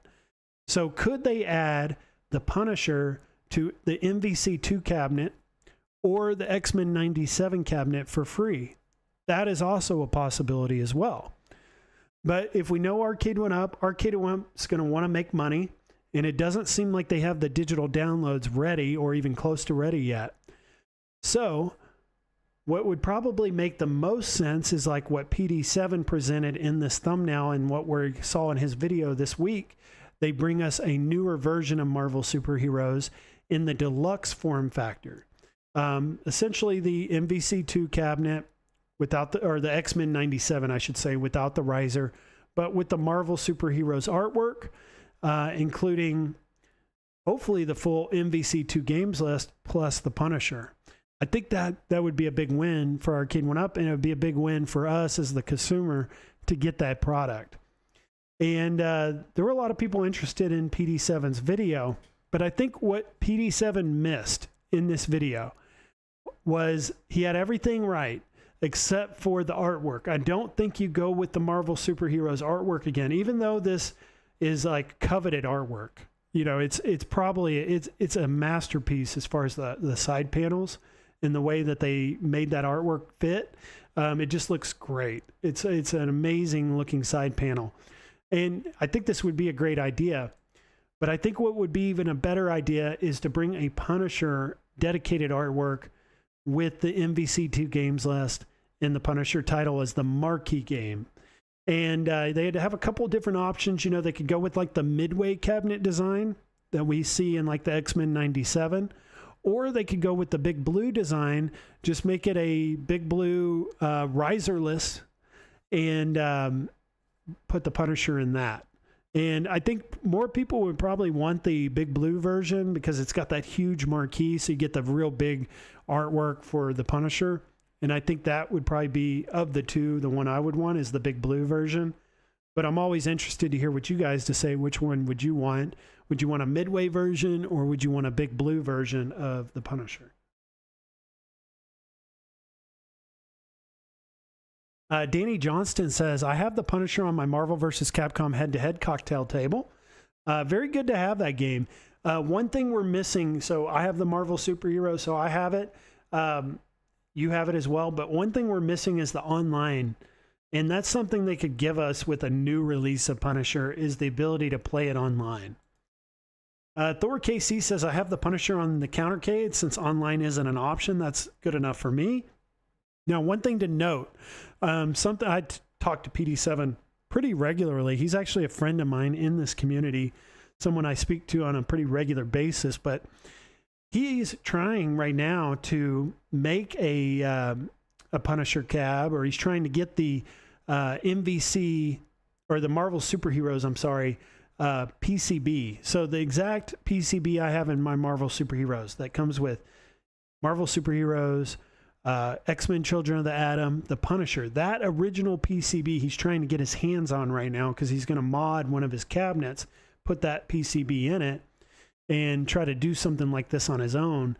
And I think there's a lot of people that want to do that. But I think what would be even bigger is for Arcade1up to bring an online version of the Punisher. Because it's like we go out, we spend all this time, all this money making a modded version of what we want. But then we're still missing that online aspect, that ability for us to, create a lobby and play a beat 'em up from start to finish all the way through with a friend of ours. And that's something that Arcade1up can bring us with a new Punisher or a Marvel Superheroes Deluxe or Big Blue. Or those online features that these earlier cabs, when the Punisher was available, didn't exist. The online didn't exist back then. Thor KC says, those 4 games on a countercade for $99 is not a deal. Okay, could pass up. Okay, another thought on that. I was also talking about, PD7 for a moment. And there was another thought on that. So PD7 has the countercade Marvel Superheroes. And I was like, well, why don't you just take the PCB out of that countercade, put it in one of your 3/4 scale and do it that way? And he's like, well, he found out that evidently the PCB on the countercade does not work in the 3/4 scale with the 17-inch screen. Supposedly, he found that out. I didn't know that. I thought we could throw a countercade PCB in a 3/4 and it would work. It would just hook right up and be plug and play. Evidently, it's not. So you would need the 3/4 scale PCB for that to happen, or to be to have the ability to be able to make that happen. The countercade version's nice, but it's not going to serve that purpose of mod later on. Mickey Yoon says Midway for sure. He wants the Midway version of that cabinet. Mickey Yoon is saying, I bought a Nintendo Switch just for the Capcom release. Just the Capcom release only. All right, so let's look at these leaks, because we're discussing leaks tonight. We've been talking for almost 2 hours about these these leaks from this past week. Let's go farther back in time. let's go back to last year, maybe even the year before that, and look at some of the other leaks that we got from Arcade1up, because it's always cool to look at this stuff and kind of, think of like what could have been or what could become something new in the future. So we got a Sonic the Hedgehog leak here of a Sonic the Hedgehog arcade cabinet. We also had that Tapper leak, which the Tapper I thought was an amazing idea with the mini fridge within the kick plate area right above the riser, and you just have a sliding door or a door you can open to get to your drinks. That would be a really good idea, I think. And then have the cup holders on that Tapper. And it doesn't have to like match up perfectly or have the exact mold of the original Tapper. I think as long as you get the artwork, you get a good looking marquee, you get the cup holders, and then the fridge, I just think that's like the perfect idea. I think that's like a match made in heaven to have a personal little mini fridge under your Tapper. Put your beers in there. Man, would that have been a hit? Would have been a big seller. Of all these past leaks we looked at, I was like, why did they never make that? And a lot of people thought there were a lot of logistical issues with this, that you have to, get a refrigerator company on board. They have to help you with the release. And I was just thinking of ways they could get around that. If Best Buy is your big retailer, that's the one you want to hold and sell most of your product. Well, they do sell fridges at Best Buy, so any of the salespeople within that store could help sell the fridge aspect of this idea. And I think it is possible. There's definitely a lot of hurdles, obstacles you got to overcome to make something like that happen, but I think it's possible. Israel Gaming says, a little off topic, Biggie D, but so would be nice to see a Marvel Ultimate Alliance 1, 2, and 3 cab, as I remember. I think the Ultimate Alliance 3 was only released on the Nintendo Switch. I remember those Marvel Ultimate Alliance games. I played them all, and I do have the most recent one for the Switch, and it's an incredible game. But yeah, a Marvel Ultimate Alliance arcade, yeah, that would be cool. I love those games. And then Mickey Yoon says, looks like the just prototypes for pitch ideas to me. This is definitely in a meeting room. It was sitting next to like a meeting room table. And they were definitely showing this stuff to retailers, and I guess they just didn't want to bite on this stuff. But the Tapper would have been one, man. That would have been a great idea. Sonic, questionable. I think it would have done well, especially with the movies coming out now, the TV show. People love Sonic. That would have done well. But Tapper, I think, would have been perfect. Jason says, we're going in nice in the appliance section. Yeah, you could put it right next to the appliance section. It technically is a fridge. So this is the track and field leak, if you guys remember this one. Again, this is one I think we're a little late on. We probably would have already heard about this one if it was actually going to happen, because we've got the Olympics coming up, I think, next month. So we're a little late on this. I don't think this is actually ever going to happen now, or if it does, it'll probably be another 4 years or 2 years before we get, another 4 years, correction, not 2. Because we'll be in the Winter Olympics in 2 years. So it'll probably be another 3 or 4 years before this actually comes back around, I think, for prime opportunity. But track and field, I think, was close at one point. And then you guys remember the Virtual Fighter. This one goes way back to that Swan design, but there was this Virtual Fighter leak. And man, that would have been a great fighter to get. I love this game. And to think that we have MK, we have Street Fighter, we have Killer Instinct, we have MVC, but we still do not have Virtual Fighter is mind-boggling to me, because this is an arcade fighter. Just like it wasn't as popular as those others, but it was there, and it is one of those that I remember very well. And I love Sega, and I think a lot of people out there love Sega, and they would have bought this up if it had ever gotten made. So let's just take a quick look at the Arcade1up website, because there was some discussion yesterday and maybe the day prior about the ads on the Arcade1up website. I'm using a Google browser today, and there are no ads on the website. So I think that was a mistake, maybe by one of their web developers, or maybe someone who has access to the website to make updates. Probably did an error, a mistake on their end, and accidentally programmed in some Google ads on accident. I think that was a mistake. I hope it was, because that would have been a terrible idea to have Google Ads all over your website. So hopefully that was a mistake. It looks like they've corrected it though, because they're gone now as of today. You guys let me know if you pull up the website, are you still getting ads today? And if you are, go ahead and clear your cookies and your cache, because those may go away. But let's go to the coming soon. I always like going to the coming soon and just hoping and praying I see something new there. But again, we're still not seeing anything new. We just got an X-Men 97. We got the Golden Tee Deluxe. Michael B believes that we're going to get a Golden Tee XL coming at Costco here very soon. I think that's highly likely, especially with Golden Tee. They're wanting to sell right now. They're working with New Wave Toys. They're going to be wanting to make product. This stool is still out of stock. Still says coming soon. I find that very strange because X-Men 97's been out a while now. So that's not a good sign, you know, that they can't even get the stool out right now. So we'll see what happens with Arcade1up. We definitely like talking about this stuff. We really very much enjoy the company and the products that they make. Hopefully they stay in business. They continue to make cool stuff for us. But let's get into some New Wave Toys talk to kind of wrap up our stream tonight. We're going to talk New Wave Toys and at games to finish off the stream. Thor KC says, such a missed opportunity to not capitalize on the 40th anniversary of the LA Games. That was such a defining event of the 80s. Mary Lou Retton, anyone? Question mark. Jason says, ads 100% gone. That web dev should immediately be replaced. Definitely, if they made that mistake, you don't want to put ads on a company website. Man, that's not a good look.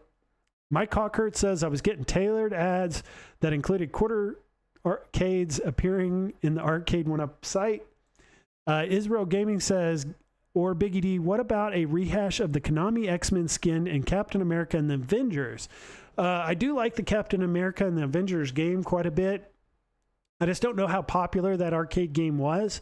I do think, though, that artwork still can live on like today. I think people are still going to connect with that artwork today because they're just fans of Marvel and Captain America. So I think that would be a good idea.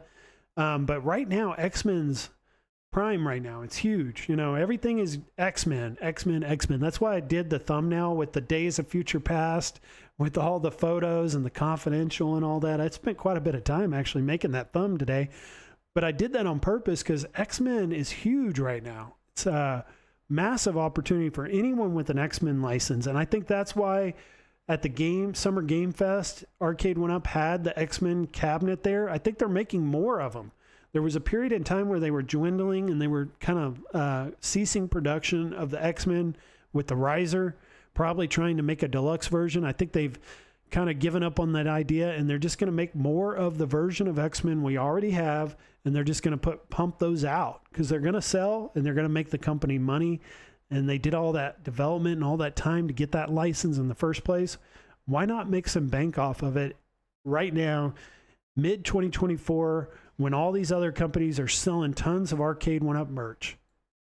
So New Wave Toys, guys, I saw this photo on the Facebook group. I think it's accurate, but I don't know for sure because I can't remember getting an email telling me this. But I think this is accurate information, guys. Hopefully I'm not wrong by sharing this. But it says the ETA to receive stock and start processing your pre-orders is expected to begin this week, starting tomorrow on Monday.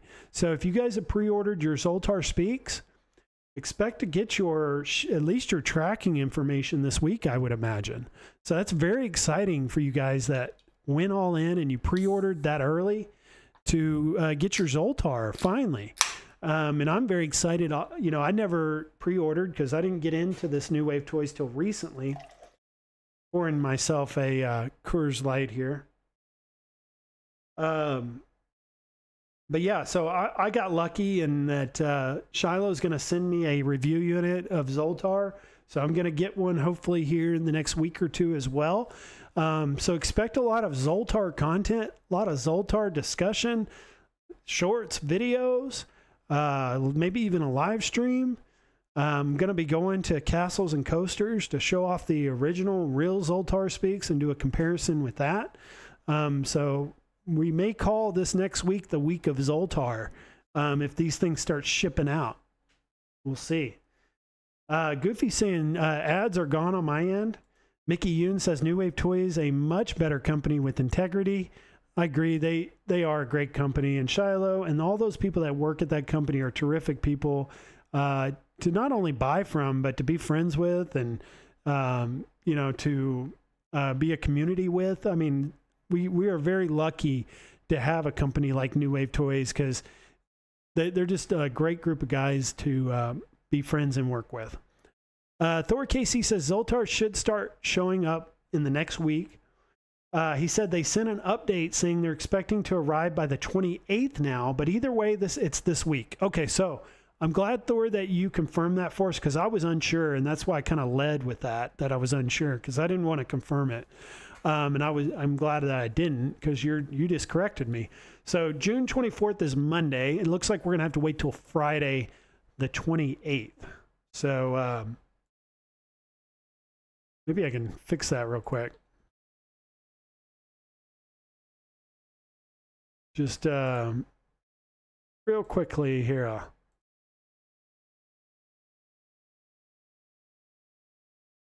And then we'll make that font a little smaller.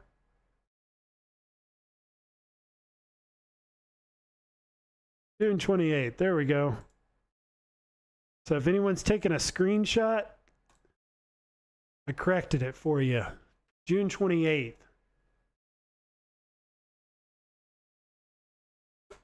Jason's saying, yep, I got in when it was live. Looking forward to checking it out. General availability for $150 later this summer. So yeah, if you guys want to get in on this, it's going to be $150. What's good about buying it later, I'm not a huge pre-order person.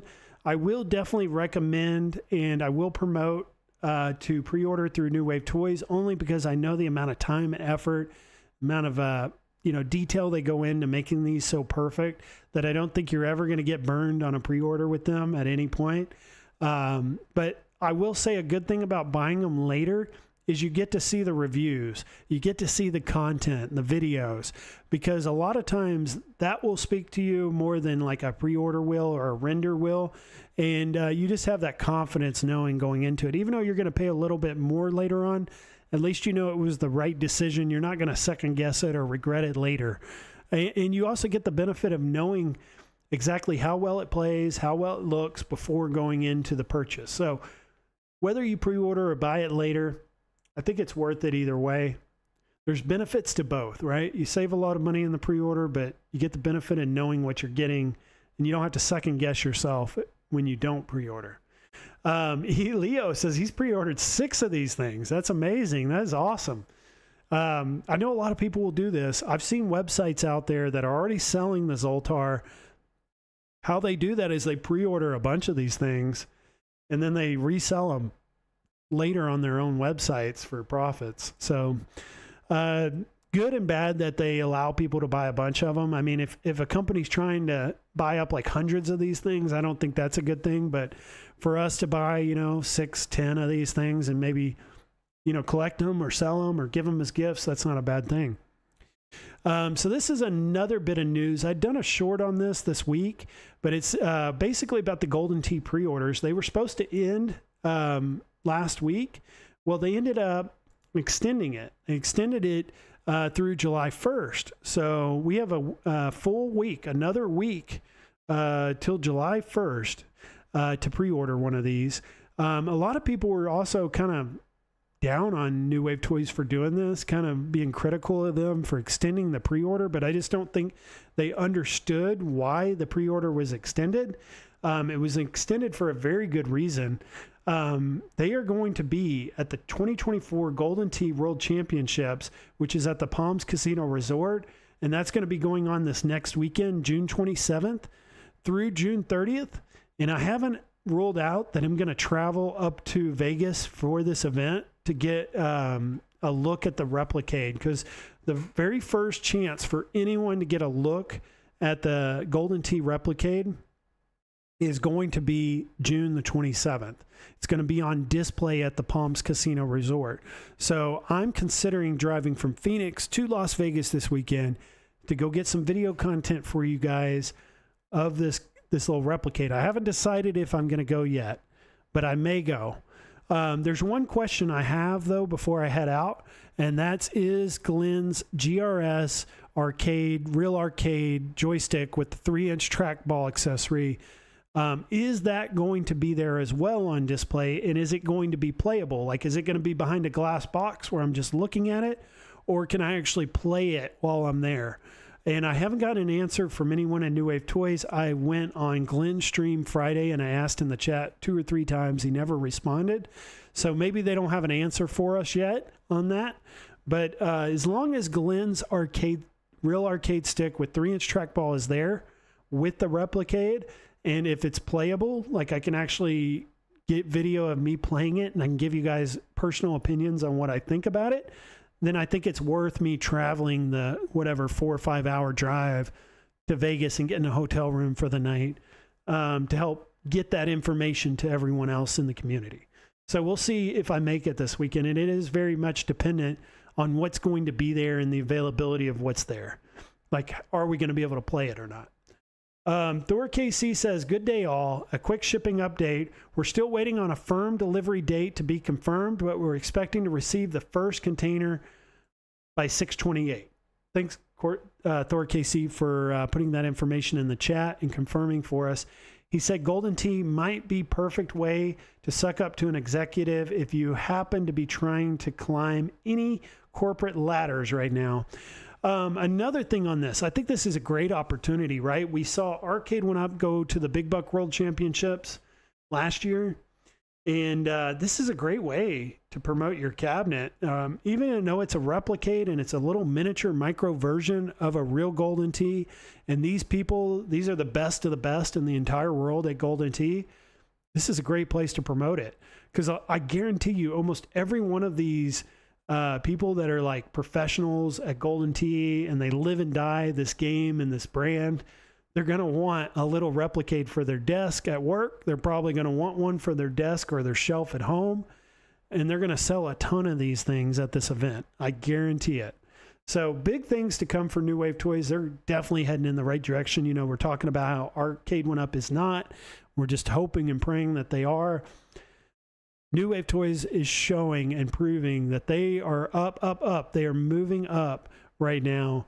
Not only producing great products, but making really good decisions with the, means and financial means that they have as a company. They're still a very small company. They can't really just go out and do every convention or every show that they want to do, but they got to pick and choose where do they need to be. And they're making really good decisions right now. So big things for New Wave Toys this year, and just can't wait, for Zoltar.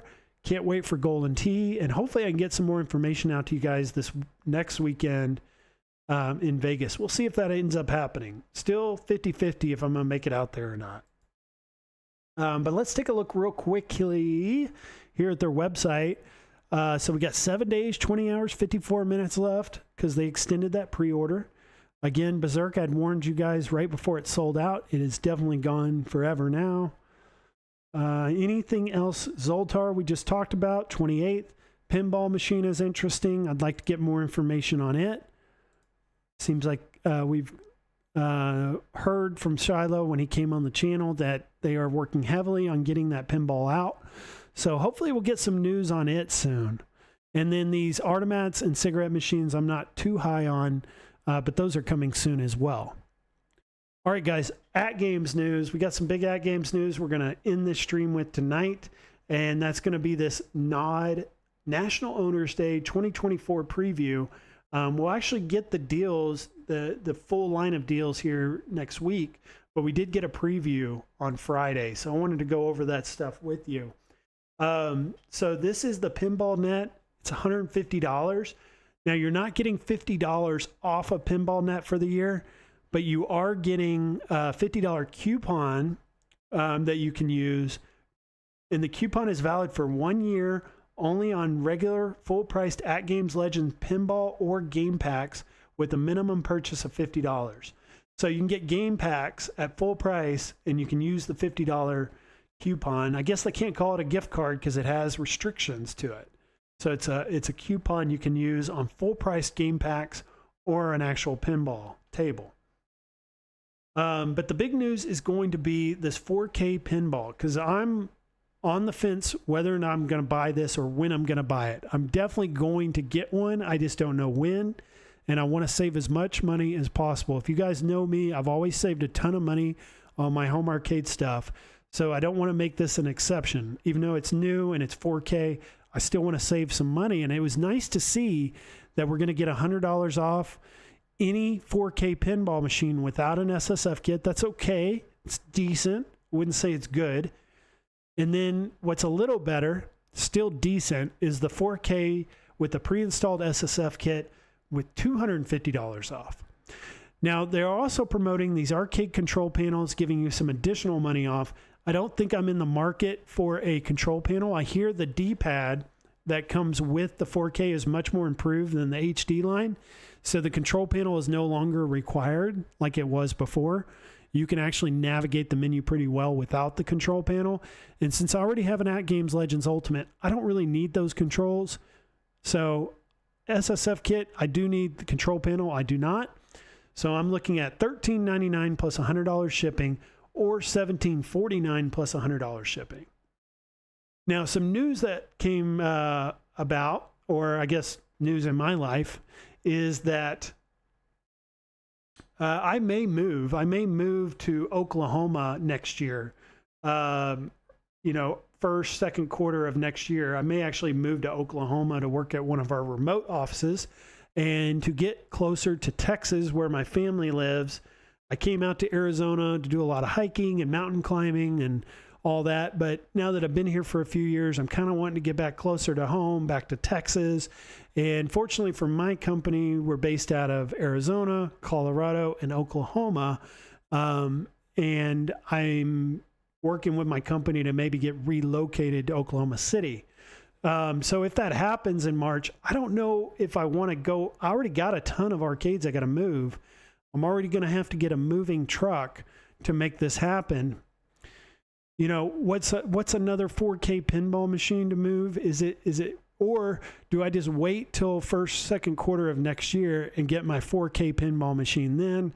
Have probably more potential for savings, more skins at that point, also a more improved version with less flipper lag by that point, hopefully. So I don't know.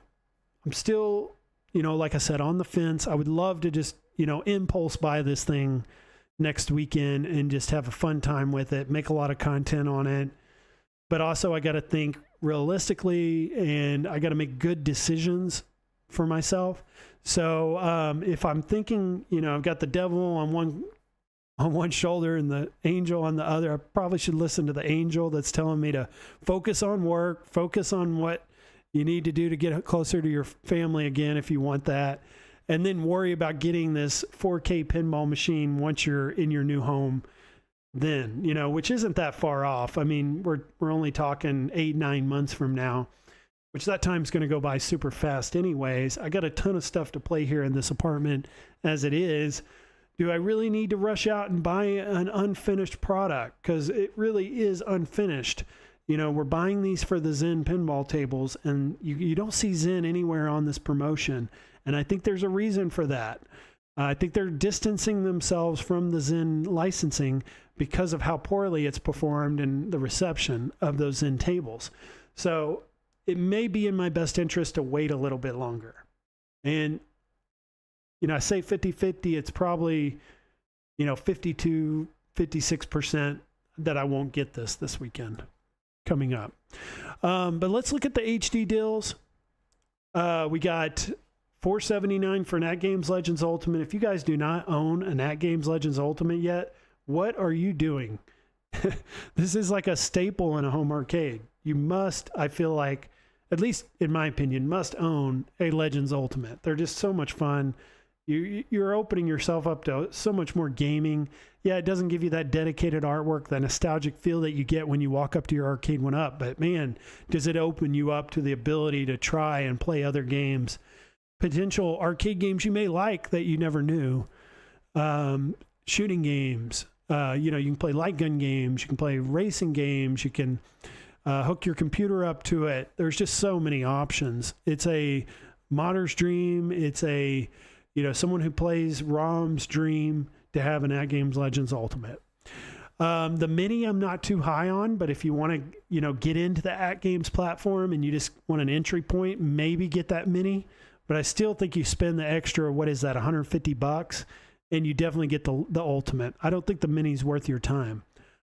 The Legends Pinball HD, we're towards the end of its lifespan, I feel. They're still going to continue to put tables out for it. We see that. There's still an emphasis on HD with the new Dinosaur Dynasty packs that are coming. But again, we're at the end of its lifespan. $649, there's no way in heck I would pay that much money for one of these older HD pinball tables.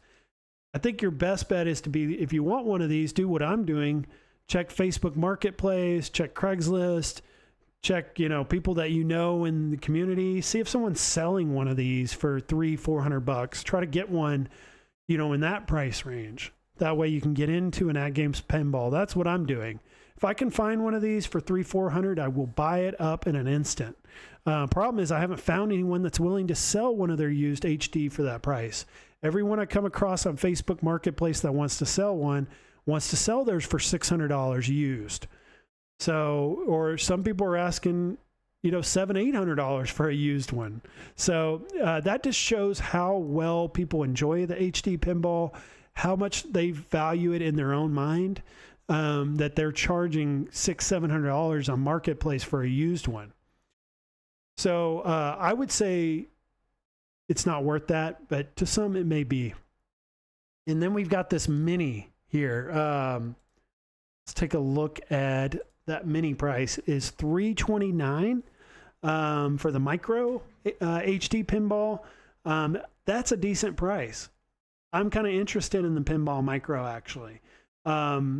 Also think that there's a big market and a possibility that they should bring a 4K version of the micro. They have a big problem selling these $1,500 pinballs because of the price tag. Some people want to get into the 4K tables, the Zen tables, even with the lag. A good way to get people in at a lower price point would be to make a 4K version of the micro, if that's possible. If they can fit the board in there and, logistically everything is attainable, like they can actually bring that to market. I think that would be a good idea for At Games. Jason, $150 normally, but you pay $150, LOL. Turns out D-pad is not improved. It just works a bit better in the new 4K GUI. Okay, so that's very good information, Jason. We're looking at the same exact D-pad on the HD in the 4K. It just happens to be a little bit improved for people because of that new UI system, and how you navigate that can be done with that D-pad a little bit better. So it's not a must or a requirement to get the control panel like it would have been in the past. Jason also says in the next 8 to 9 months, you're not missing out. Think about how much content will be out by then and how many more skins we'll be able to choose from. So yeah, like I said, I'm leaning, it's not really 50-50. I'm leaning more so to waiting. But also I'd like to see At Games surprise us this next weekend. Again, these are just previews of these deals. What if they have a whole new skin ready to announce? Maybe other deals that they're ready to announce that weren't a part of this preview. Like, what if they bring us a Star Wars or an Indiana Jones skin? Or what if they announce a flipper lag update that perfects the flipper lag? That's game changing. That changes the entire scenario for everyone. So keep tuned to At Games and what they have coming this weekend, because again, what I'm showing you guys right now is just a preview. This is not the actual ad or promotion for NOD 2024, which stands for National Owners Day, which is their biggest deals of the year. They seem to do this every quarter, and this is the time to buy typically. So hopefully they're holding back the best deals for Thursday or Wednesday to announce those then, because this will start on the 28th, which is Friday. Jason says they will be putting out another 12 skins in the next 18 months. We've gone over all those other licenses, all those other Zen titles that they're bringing us, so that you could pick any one of those, and they can make any of them. Thor KC says, I'm glad to have the micro. Would love to upgrade to something larger or a 4K Peep, but the micro works until I can get something that I can afford more. And then Goofyfoot says, not ever getting rid of my micro. He loves it. I know he skinned it too. And I think you did, you have to tell us, but I think you did the Creature from the Black Lagoon artwork on that micro as well. Very cool. And Thor KC says the micro fits nicely on a wooden TV tray table. Not as stable as the real legs, but it works and it's pretty easy to move as needed. Again, like for an apartment like me, you know, guys, I may skip the 4KP until next year, you know, sometime after I'm decided on this transfer out to Oklahoma or not. But I may move on the micro this next weekend if At Games can sell me on it. And Goofy said Creature, so there you go. Let's just quickly look at Games. This is what I've been doing each week now. It's just kind of looking and glancing at the website real quick because you never know what you may come across, especially on a late Sunday night, right before a Monday morning when they're about to open their doors for their next week. They might put something on the site or have it ready to show at this time. So just wanted to see, do I see anything out of the ordinary? And I'm not seeing anything new right now that we don't already know about. All right, guys. Well, definitely check out Biggie D's Arcade website, athomearcades.com. Constantly update this with all my videos. So if you want to bookmark that website, you can always go to this to view the videos. Good place to view them at is on the website. Also, I've got my channel store here. Definitely get a t-shirt. I'm going to try and do a giveaway soon where we give away some of this because I want to get a new t-shirt myself for October when I go to Pinball Expo. And then again, I let you guys know I don't check the contact form very often unless we're running like a giveaway or something. So if you are messaging me here, don't expect an answer because I'm not checking those emails very often. This is more for like if we do a giveaway or something, you guys have a way of reaching me. But other than that, guys, not much else to talk about this week. I think we've covered it in this almost 2.5 hour long live stream. So I hope you guys have a good rest of the week or good start to your week, I mean, on Monday morning. And hope you guys make it a good one. And definitely let's continue throughout the week to talk about, you know, all these leaks, all these new leaks that came from K Fox and Michael B. You'll definitely be seeing me in the streams, in the live chats, talking about this stuff right there with you guys. I always enjoy being in other people's live streams just as much as I enjoy making these. So expect to see me in those. But again, guys, have a good start to your week. And I'll see everyone in the next one. And it was good to see John D in the chat tonight, guys. Really cool to see him and hear that he's out there listening. I would love to get John D on the stream. I had his chat in here somewhere. I can't bring it up on the screen, but I promise you guys, if you're just watching here towards the end, he was in the chat tonight listening to all this. So very cool, guys. And Jason says, appreciate the stream. Have a good week ahead, all. I'll talk to y'all later.